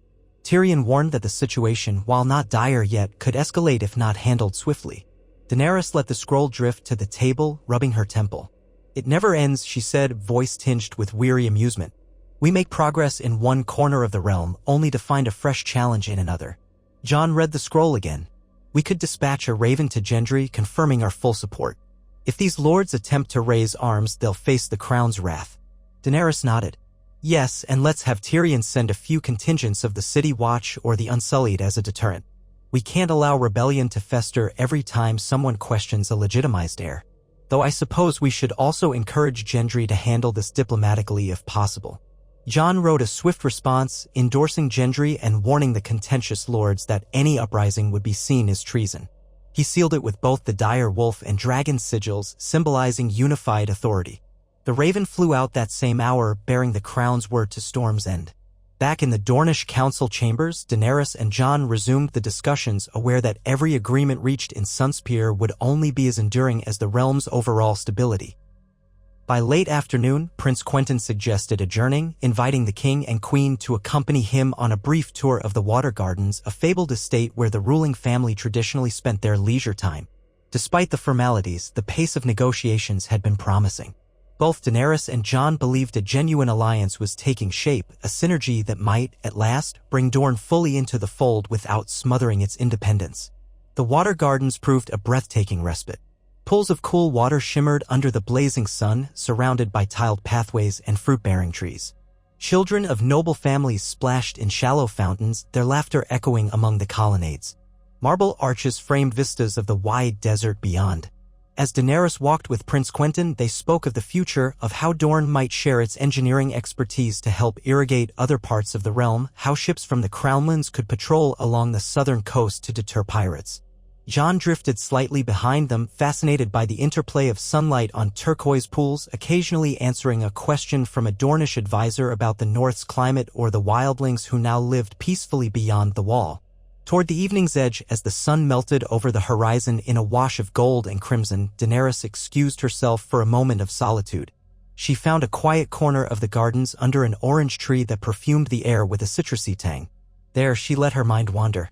She pictured herself as a young girl exiled with nothing but a brother's cruelty and a dream of returning to Westeros. If someone had told her she would rule not alone, but beside a man of Stark blood, forging pacts with proud lords who might once have been her enemies, she might have laughed or wept in disbelief. Her reflection was broken when she sensed a presence behind her. Turning, she saw one of the Dornish ladies who had been silent during the negotiations. The woman wore a flowing silk dress and had eyes that glinted like polished obsidian. She bowed gracefully. "Your Grace," she said in a low, musical voice, "might I speak with you privately?" Daenerys studied the woman with mild caution. "Of course," she replied. The woman introduced herself as Lady Nymella Santagar, a lesser noble from the Tor. She spoke politely of her gratitude for Daenerys' efforts to bring stability to the realm and how her own family had suffered under the War of the Five Kings. But as their conversation went on, Nymella's real purpose surfaced. She expressed worry over the expansion of crown authority, hinting that if the Targaryen line once more grew too strong, especially if Daenerys and Jon had heirs, they might smother the liberties Dorne so valued. Daenerys responded with calm assurance. "Jon and I share power so that no single will can dominate these lands," she said. "We don't seek to extinguish Dornish freedoms. We wish to unify, not oppress." Nymella inclined her head, though her eyes flicked with skepticism. "Forgive me, Your Grace, but I've heard such reassurances before, in stories of your forebears. Many believed the same of Aegon's line, only to find their autonomy slowly eroded. I only hope you understand why we watch so carefully." The woman's words lingered in Daenerys' thoughts that evening, even as she and Jon retired to their quarters. She told him of the conversation, her brow creased with introspection. Jon reminded her that suspicion was natural, given history's scars. All we can do is continue to show them, day after day, that we won't behave like tyrants. Over time, trust might grow. The next day brought the formal signing of a draft treaty between Dorne and the Crown. Jon and Daenerys appended their seals, as did Prince Quentyn and several major Dornish lords. The agreement pledged mutual defense, eased trade barriers, and confirmed that Dorne would maintain its own local customs and governance structures without interference, provided those customs did not violate the realm's broader laws, a subtle clause meant to forbid atrocities while respecting traditions. The mood in the council chamber was cautiously optimistic. Prince Quentyn toasted the new partnership, and Daenerys thanked him, acknowledging the significance of Dorne placing its trust in a Targaryen after so much bitter history. With their purpose in Dorne largely accomplished, the king and queen began preparations to return to King's Landing. Their departure was marked by a small farewell feast, at which Prince Quentyn presented both rulers with gifts emblematic of Dornish culture. A matched set of curved daggers with ornate sun and spear hilts for Jon, and a slender scimitar adorned with golden inlay for Daenerys. In return, Daenerys presented the prince with a silver-plated lantern engraved with a dragon and direwolf, to light his path whenever he traveled beyond Dorne's borders. Jon offered him a clasp shaped like a wolf's head to fasten a cloak, a sign that Dorne had friends in the north if ever the sands grew perilous. During the journey back, Daenerys and Jon found themselves reflecting often on the complexities of ruling a diverse realm. The roads were hot and dusty, and they decided to fly part of the way, taking Rhaegal and Drogon aloft to view the land from above. It was a sight that never ceased to awe Daenerys. Her dragons, grown so large, carrying them effortlessly over hill and valley, farmland and forest. Jon, still somewhat uneasy astride Rhaegal, found the experience both exhilarating and daunting. Yet, from this vantage, the realm looked peaceful, tiny hamlets nestled by rivers, travelers crossing roads without fear of brigands. Whatever challenges lay ahead, they had made tangible progress. When at last King's Landing's walls loomed into view, the travelers noted fresh changes even in their short absence. New scaffolding climbed the sides of buildings still under repair. Merchant wagons queued at the gates, proof of vibrant trade. Guards in gold and black surcoats patrolled with calm efficiency, reflecting the crown's steadying influence. At the Red Keep, Tyrion and Davos greeted them with a flurry of updates, from the minor rebellion brewing near Storm's End to Sansa's progress in the north. Tyrion seemed both relieved and exhausted, as though juggling multiple crises had become his usual routine. They gathered in the council chamber, a space that had once been overshadowed by a single occupant on the Iron Throne, but now featured a large round table with seats for the king, queen, their hands, and key advisors. Tyrion recapped the Storm's End situation. The two minor lords had attempted to raise levies but had found little support among the Stormlanders, most of whom respected Gendry's honest nature and recognized the crown's endorsement. Before any swords were crossed, Gendry invited the dissenters to parley. Through calm negotiation and a reminder of the might behind his claim, the situation was defused. The dissenters ended up swearing reluctant fealty. Tyrion's expression brightened as he concluded, "It appears we have averted war again." Davos reported an improvement in the city's grain supplies, thanks to shipments from Highgarden and beyond. With the roads growing safer, trade volume had increased. Varys, ever watchful, noted that new rumors circulated about a supposed Targaryen heir in Essos, but his network thus far confirmed it was likely a charlatan seeking profit. Jon and Daenerys traded glances. There would always be pretenders drawn to the mystique of the Targaryen name. For now, it seemed a distant distraction. The next weeks were consumed by the routine cycles of governance, though no day truly felt routine to Daenerys or Jon. Each morning brought fresh petitions, some from small folk robbed by bandits, others from noble houses requesting audience to settle disputes or propose ambitious projects like new bridges, expanded ports, or local fairs to boost regional morale. The king and queen divided their duties, each tackling the issues best suited to their experiences. Daenerys delved deep into matters of trade and city management, while Jon focused on mediating feuds and ensuring the North's concerns were integrated into the broader realm. Though united, they occasionally found themselves at odds. One day, the question arose of raising taxes on wealthy lords to fund a new city granary project. Daenerys argued that a slight increase on the nobility would scarcely burden them and would benefit countless small folk, guarding against future famines. Jon, wary of stirring discontent among an already uneasy aristocracy, suggested a more gradual approach, perhaps first appealing for voluntary contributions before enacting a compulsory tax. Their debate was respectful but intense, culminating in a compromise. They would invite the realm's wealthiest lords to invest in the project with promises of future trade benefits, and only impose a mandatory levy if voluntary support fell short. That evening, Daenerys teased Jon that the North had taught him caution to a fault. He replied with a wry smile, reminding her that dragons sometimes needed reining in to avoid scorching delicate ground. Despite the tension, both recognized that their balanced perspectives often led to more stable solutions than either would have arrived at alone. Amid the swirl of duty, personal moments grew precious. After nightfall, they would sometimes walk the Red Keep's parapets together, remembering the battle-scarred courtyard below where Cersei's defenders had made their final stand. Ghost and Drogon often accompanied them in their own ways, Ghost padding silently at Jon's side, Drogon soaring overhead or roosting in the distant sky. Daenerys found a sense of peace in these twilight strolls, leaning her head on Jon's shoulder, reminding herself that the realm's burdens, while immense, did not rest on her alone. Jon, in turn, drew solace from her presence, a warm and constant reassurance in a life that had once known too much isolation and doubt. One crisp afternoon, Brienne of Tarth requested an audience with both monarchs in private. She entered the council chamber resplendent in the white armor of the Queen's Guard, though she refused any flourish or ceremony for herself. After a respectful bow, she spoke in her forthright manner. "Your Graces, I have been approached by several knights who wish to join the King's Guard and Queen's Guard. They share a vision for a united realm, and they appear loyal." She paused, shifting her weight.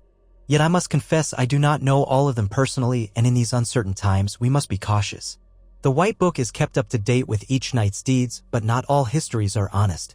Daenerys studied Brienne's earnest face. "Who are these knights? Any from houses we should be wary of?" Brienne named them, one from House Swift in the Westerlands, another from House Beesbury in the Reach, a third from an upstart hedge knight who had risen to minor fame for fending off raiders near Old Town. None had obvious ties to rebellious factions. Jon noted that new knights seeking to serve might simply be attracted to the honor of guarding a realm that seemed on the cusp of real prosperity. But Brienne's concern about thorough vetting was warranted. "We trust your judgment, Sir Brienne," Daenerys said gently. "You have proven yourself time and again. If you sense any ill intent among them, dismiss them outright. But if they appear genuine, well, the realm can always use more honorable protectors." Brienne inclined her head. "I shall test them carefully, Your Grace, before any final oaths are sworn." Such were the countless decisions that filled their days, small yet significant cogs in the grand mechanism of a realm still learning how to live in peace. And even as they tackled these responsibilities, the question of heirs began to surface more frequently. Courtiers whispered that a child born of Jon and Daenerys, embodying both Targaryen and Stark, would anchor the realm's unity in future generations. The bards wove fantasies of a new silver-haired, dark-eyed prince or princess who might one day succeed them. Daenerys felt a complicated swirl of emotion whenever the subject arose. Her uncertain fertility weighed on her. She had believed herself barren after the ordeal with Mirri Maz-Dur in the early days of her conquests. Though that might have been myth or a curse undone by time, doubt lingered. Jon, more quietly, wrestled with the notion of fatherhood, unsure if he was ready to guide a child through the perilous swirl of politics. Yet they did not shy from the topic when alone, acknowledging that, if life blessed them so, a child would be both a gift and a new responsibility. Time flowed, measured by the cyclical changes in the capital. Markets bustled in the morning, feasts and performances livened evenings in the streets. Repairs on old structures continued steadily. Even the Red Keep's once oppressive corridors took on a warmer aspect under the new regime. Doors that had been locked out of paranoia were now open to let fresh air circulate. The dungeons, once brimming with political prisoners under Cersei's reign, held mostly petty criminals or bandits awaiting trial. Dothraki rode occasionally through the city's outskirts, but they drew fewer stares, for the people had grown used to their presence. The Unsullied, posted at strategic points, maintained their disciplined silence and kept order without resorting to intimidation. Then an unexpected visitor arrived one day, a face from Daenerys' past, Daario Naharis. He appeared at the city gates with a small retinue of mercenaries carrying letters of introduction from the new rulers of Meereen. Word of Daenerys' victory over the undead had traveled across the narrow sea, and the freed cities of the Bay of Dragons wished to reaffirm their friendship. Daario, it seemed, had parted ways with Meereen's administration, seeking new opportunities. When he was admitted into the Red Keep's throne room, he greeted Daenerys with a florid bow and a mischievous glint in his eye. The passing years had etched faint lines at the corners of his mouth, but his confidence remained undiminished. Daenerys greeted him with composed politeness. Gone were the days when she found allure in his swagger and charm. That affection had faded, replaced by the deeper, more enduring bond she now shared with Jon. Daario, for his part, seemed half amused, half regretful to see her so settled, and so obviously committed to another man. He presented official documents from Meereen. The city was thriving, the council had stabilized, and the slave trade had been successfully eradicated. A figure named Natha, a freedwoman who once served in Daenerys' retinue, now helped govern, ensuring laws protected the formerly enslaved. Daario asked if the king and queen of Westeros might be open to limited trade deals with Meereen, possibly exchanging certain goods found only in Essos. Jon and Daenerys listened attentively, pleased by the city's ongoing progress, though they were cautious about any large-scale involvement that might overextend their resources. During a private meeting, Daario admitted to Daenerys that his life in Meereen had grown dull once she left. "You were the fire in that city, my queen," he said with a hint of old flirtation. "I burned brightly in your shadow, but after you sailed, I realized I had no real calling there. So I wandered Essos for a time, took a few contracts. Eventually, the council invited me to deliver these tidings. Perhaps they hoped I might charm the Iron Throne into a profitable agreement." He winked roguishly, though the gesture lacked the magnetism it once held over her. Daenerys accepted his explanation with a mild smile. "We are always open to friendships, Daario, provided they serve the greater good of our people. But Westeros has many wounds yet to heal. We can't promise lavish trade pacts just yet." Daario inclined his head. "I understand. And you, my queen, you seem content here." He glanced meaningfully at the direwolf Fandragon banners draping the chamber walls. "Content, perhaps," Daenerys said quietly, "but never idle. There is too much to be done." Daario took his leave soon after, no longer the central figure in Daenerys' life that he had once been. He departed King's Landing with a small measure of profit from local Sellsword recruits, promising to carry news of the realm's progress back to Meereen. In the past, his departure might have left Daenerys wistful, questioning her choices. Now, it felt merely like another thread in the tapestry of alliances that stretched across the sea. She had chosen her path, and that path was entwined with Jon's. Though life in the capital settled into a pattern of measured stability, storms still brewed at the edges. Reports reached the throne of increased pirate activity around the Stepstones, occasionally raiding the coasts of Dorne and the Stormlands. Bands of outlaws, led by former soldiers who had grown accustomed to violence, lurked in the forests near the Trident, harassing travelers. The Ironborn, under the rule of Yara Greyjoy, kept mostly to themselves. Yara had sworn to break the old reaving tradition, but pockets of rebellious Ironborn remained unconvinced. Daenerys and Jon dispatched men to contain each threat, mindful that a fragile peace could shatter if too many small fires ignited at once. Overseeing these responses took coordination, and many nights ended with the king and queen exhausted, leaning over maps by candlelight. One crisp morning, a raven arrived from Winterfell, bearing a letter sealed with the dire wolf of House Stark. Jon recognized Sansa's careful script. As he read it, he felt a surge of both joy and concern. The letter announced that Sansa was preparing an important conference of Northern Lords, with the aim of clarifying the North's relationship to the crown in a more formal treaty. She requested the presence of the king and queen if they could spare the time. Jon looked up at Daenerys with a tight smile. "It seems my sister wants us to journey north. She believes the lords will be more at ease if they can speak to you face to face, Daenerys, and see for themselves the sincerity of your promises." Daenerys's eyes flickered with curiosity. "I'm willing, of course, though I know the North is not eager to love me. Their loyalty to you, I hope, can open a door." Jon nodded. "Then we should go. We can't build trust from a distance. Besides, it's been too long since I've seen Winterfell." So once again they prepared for travel. Tyrion would remain to manage the capital, assisted by Davos and Varys. This time the escort would be smaller. An overlarge royal procession in the snowy north might seem like an invasion. Grey Worm arranged for a detachment of Unsullied to accompany them as far as Moat Cailin, but no farther, respecting the North's autonomy. Daenerys decided to bring Drogon, while Rhaegal, still healing from an old wing injury that occasionally flared, would remain near King's Landing, patrolling with the Dothraki riders who had become his caretakers. Their journey followed the King's Road again, though now the air grew colder with each league north they traveled. Villages in the Riverlands recognized them more readily, no longer gawking in fear but calling out greetings or dipping their heads in measured respect. Occasionally, Daenerys heard whispers of the Dragon Queen, uttered in tones of awe. Jon was simply the king, or the wolf, depending on who spoke. The illusions of unstoppable might that had once cloaked Targaryen conquests were replaced by a sense that this was a more human monarchy. Powerful, yes, but actively working to mend the realm rather than dictate it. At Moat Cailin, the swamplands stretched out in a gray-green expanse.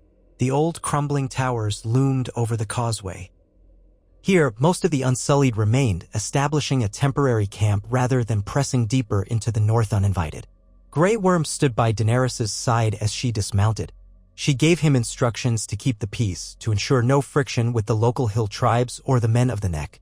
He bowed in silent acknowledgement, a testament to his unwavering loyalty. Beyond Moat Cailin, the land became starker, the winds sharper. Winter had not fully descended again. These were but the first crisp warnings that the North remembered its cold heritage. Jon and Daenerys rode together, shoulders hunched against the chill, recalling how different this was from the heated dunes of Dorne they had visited not long ago. The road wound through pine forests and rocky hills, dotted with small crofters' villages. Here, the king in the north was recognized swiftly, and many called out old Stark words of welcome. Yet Daenerys noticed that while they received Jon with open warmth, their greetings for her were polite but more subdued, as though uncertain how to address a southern queen, especially one with dragon's blood. Eventually, the familiar ramparts of Winterfell rose on the horizon, a sturdy silhouette against a sky streaked with pale clouds. Steam rose from the hot springs that warmed the castle's walls, and the smell of pine smoke drifted on the air. Daenerys recalled her first arrival here, when tensions had been high and the looming specter of the army of the dead had overshadowed every conversation. Now, the purpose was entirely different. No undead threatened, only the complexities of forging a permanent bond with the North. Sansa waited in the courtyard, flanked by a handful of northern lords. Her hair glowed like copper under the late-day sun, and her expression was reserved but not unkind. Jon swung down from his horse, and Sansa stepped forward to embrace him.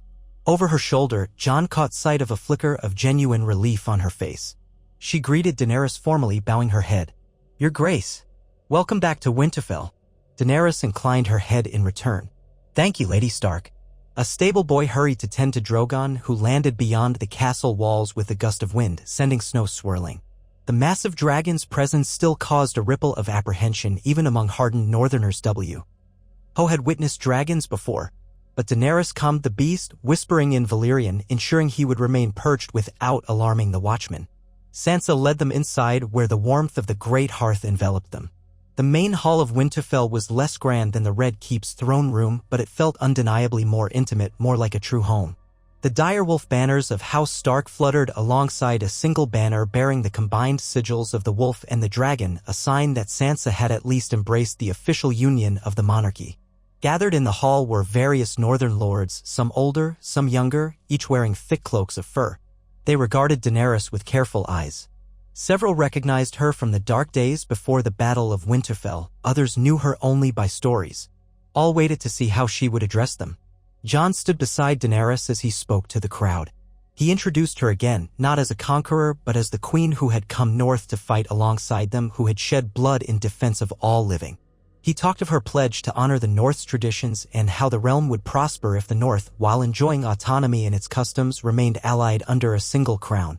Daenerys added her own words, recalling the horrors they had faced and emphasizing her respect for Northern resilience and pride. There was some applause, though it was measured. The Northerners were never quick to show unbridled enthusiasm. That evening, a feast of sorts was held in the Great Hall, though it was more subdued than any southern banquet. The meal consisted of hearty stews, roasted game, and bread fresh from the ovens. Ale flowed, though not excessively. Daenerys noted that the northern lords spoke more freely once the meal was underway, discussing their concerns about trade routes in the heavy snows, the unpredictable behavior of wildling groups in the far north, the possibility that scattered whites might still roam beyond the wall. She listened earnestly, occasionally glancing at Jon for reassurance. Sansa presided with a calm dignity, interjecting observations when needed, steering the conversation away from any open hostility. Yet Daenerys could sense underlying tensions, especially among the older lords who had grown up hearing tales of the Mad King's atrocities. Over the following days, a grand council convened in Winterfell's Solar, with Sansa, Jon, and Daenerys presiding. They were joined by lords from Deepwood Motte, Torrhen Square, the Dreadfort, now under new leadership, White Harbor, and lesser vassals. One by one, the lords stated their positions on the North's future.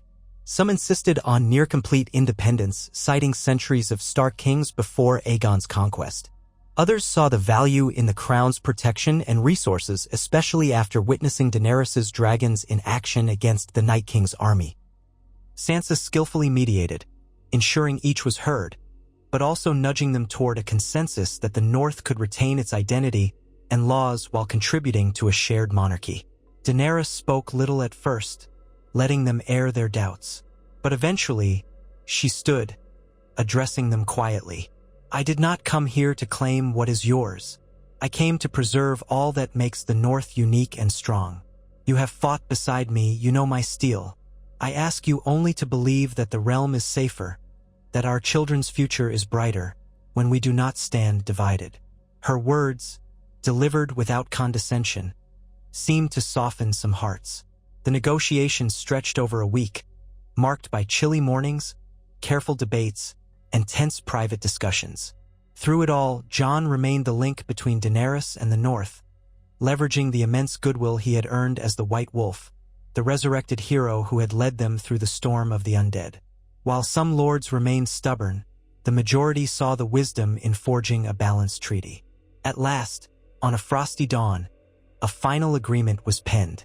The North would acknowledge the shared monarchy of Targaryen and Stark, remain part of the Seven Kingdoms, but with explicit charters protecting its local governance, religious practices, and the right to maintain its own standing forces for regional defense. The North's taxes to the crown would be set at a modest rate, with the option to decrease further in times of hardship. And crucially, The monarchy pledged never to station southern armies in the north except at the Lord of Winterfell's request or in dire emergencies such as the return of an existential threat. When the lords stepped forward to press their seals to the document, Sansa included her own sigil as the Lady of Winterfell. Jon and Daenerys added the direwolf and dragon, side by side, forging a tangible symbol of unity. At the conclusion, a hush filled the solar, as though each person present felt the weight of history shifting. If the arrangement held, it would not only end centuries of tension between North and South, but also form a lasting bedrock for the realm's ongoing peace. That evening, amid the snows drifting over Winterfell's walls, Daenerys walked along the battlements with Jon. Beneath them, a few guards patrolled quietly, and beyond the walls lay a cold wilderness shimmering under moonlight. Daenerys drew her cloak tight. I recall standing here once before, feeling the North's chill seep through my bones.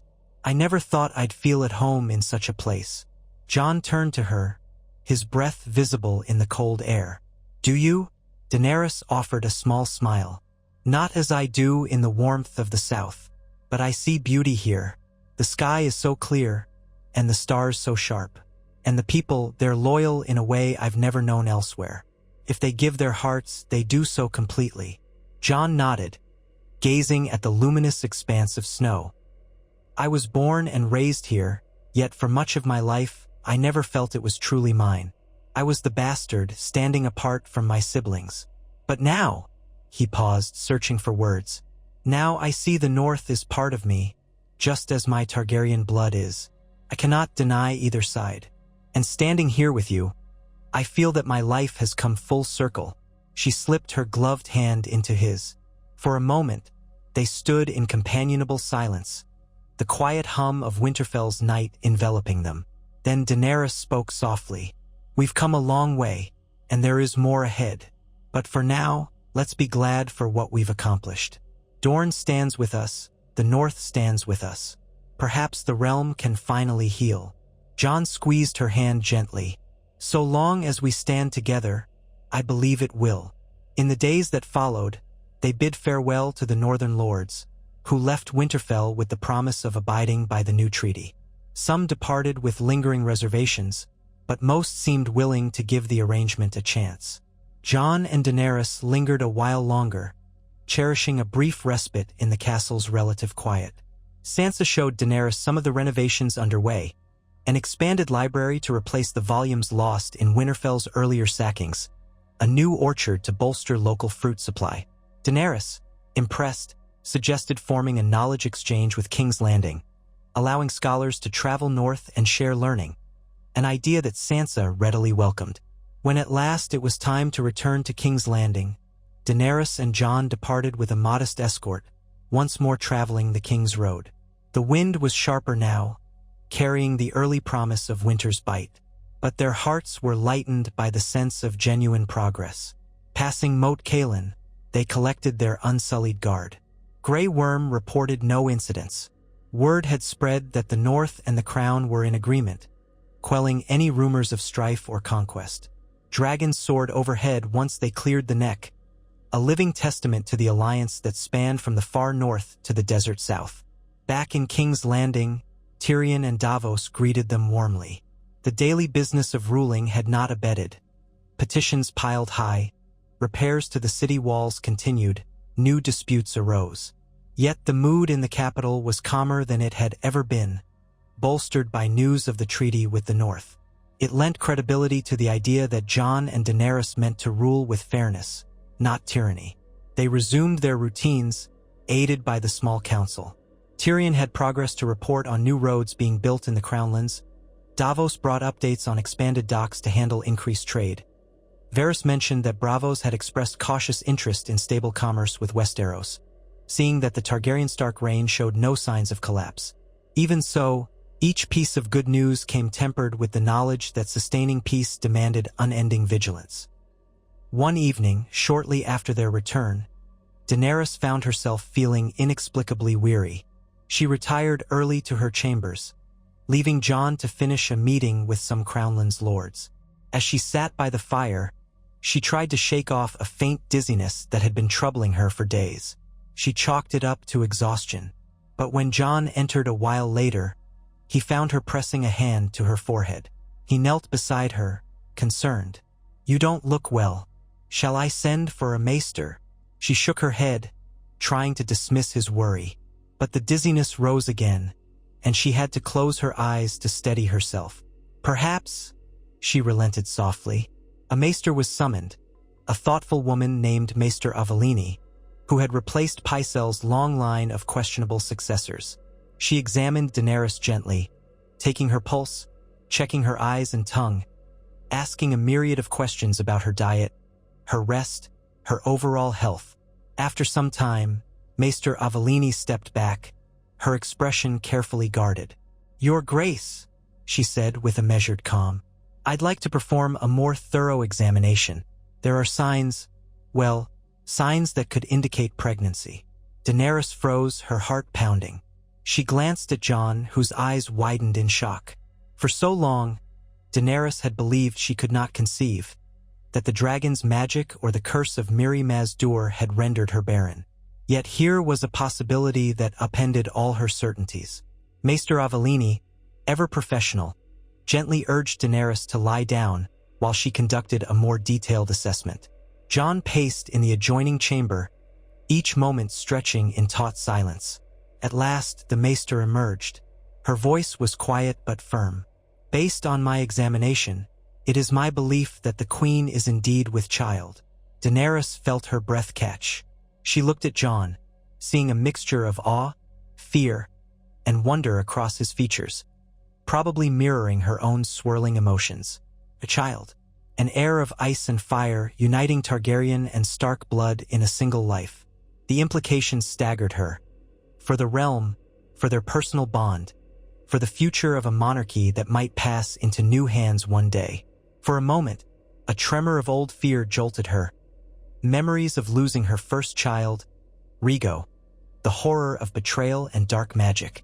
But that was a lifetime ago, in a land far away, under the shadow of violence and mistrust. Maester Avellini continued gently, "I advise rest and caution, Your Grace. The early months can be perilous, but there is no sign of ill health, aside from your fatigue. You must nurture yourself carefully." Jon sank to his knees beside Daenerys, his hands finding hers. "A child," he repeated under his breath. His eyes shone with a fierce protectiveness she had witnessed before, but never like this.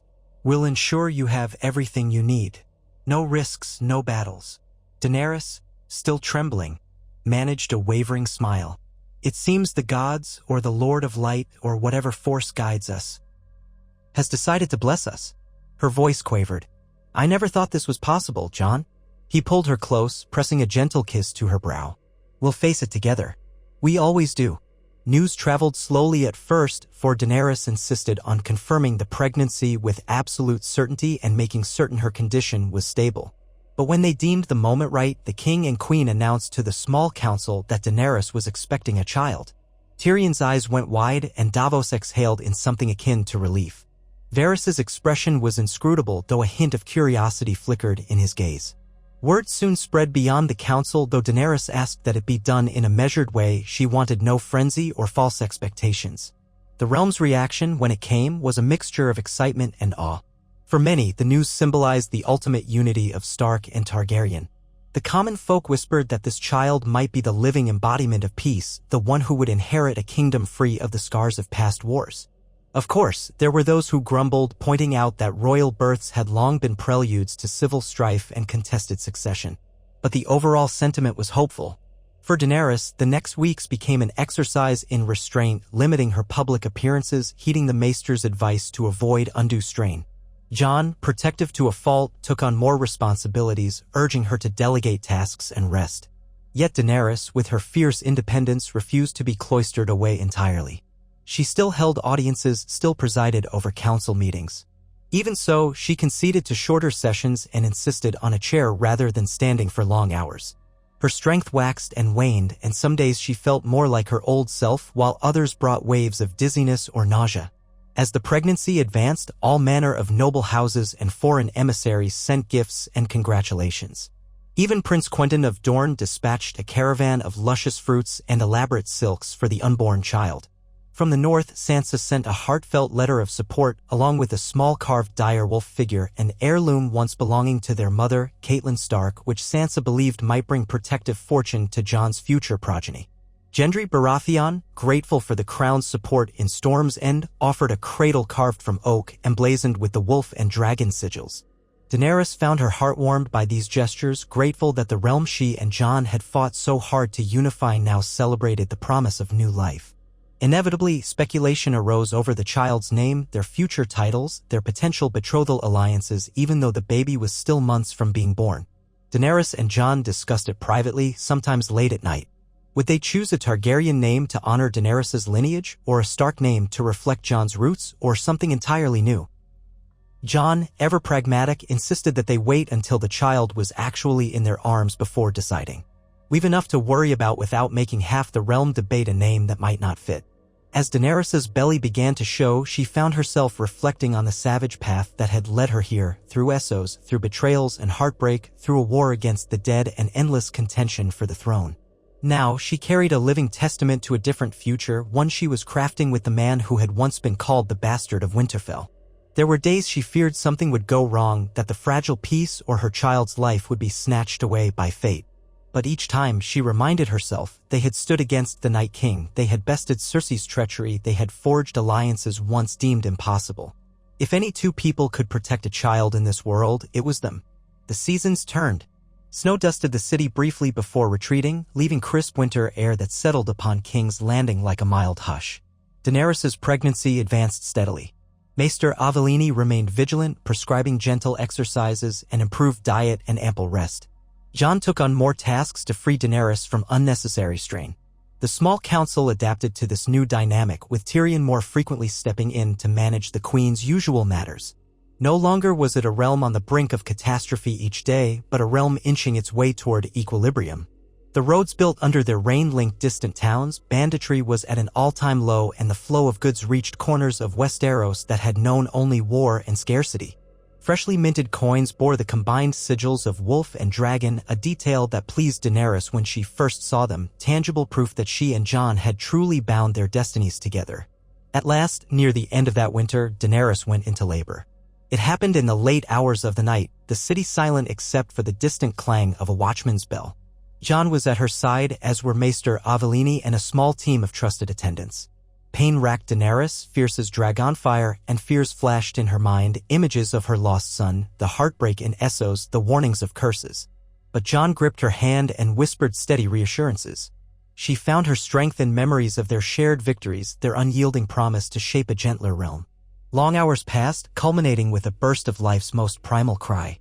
A child was born, a daughter. Tiny and perfect, with a fuzz of dark hair and eyes that blinked uncertainly in the torchlight. Daenerys, exhausted, felt tears slip down her cheeks as the little one was placed in her arms.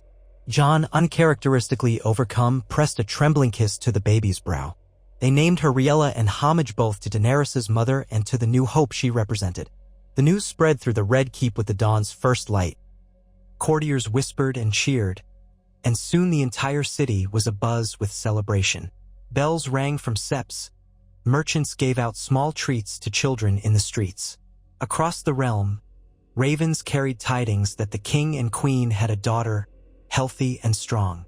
Congratulations flooded in, one from Sansa, who wept tears of joy upon reading the message, another from Prince Quentin, others from Gendry, Yara Greyjoy, the Lord of Highgarden, and so on. In taverns, small folk drank to the princess's health, weaving stories of how she might someday ride a dragon of her own, or perhaps unite even more corners of the world under a single banner of peace. For Daenerys and Jon, the moment was overwhelming in its tenderness. They spent those first few days almost entirely cloistered, bonding with their infant daughter in a private suite of the Red Keep. Daenerys felt the soft flutter of the baby's breath against her chest, a sensation so delicate yet profound that it seemed to eclipse every savage memory of war. Jon watched them both with an awe he could scarcely articulate, reminded that for all the battles and heartbreak he had endured, life could still surprise him with immeasurable grace.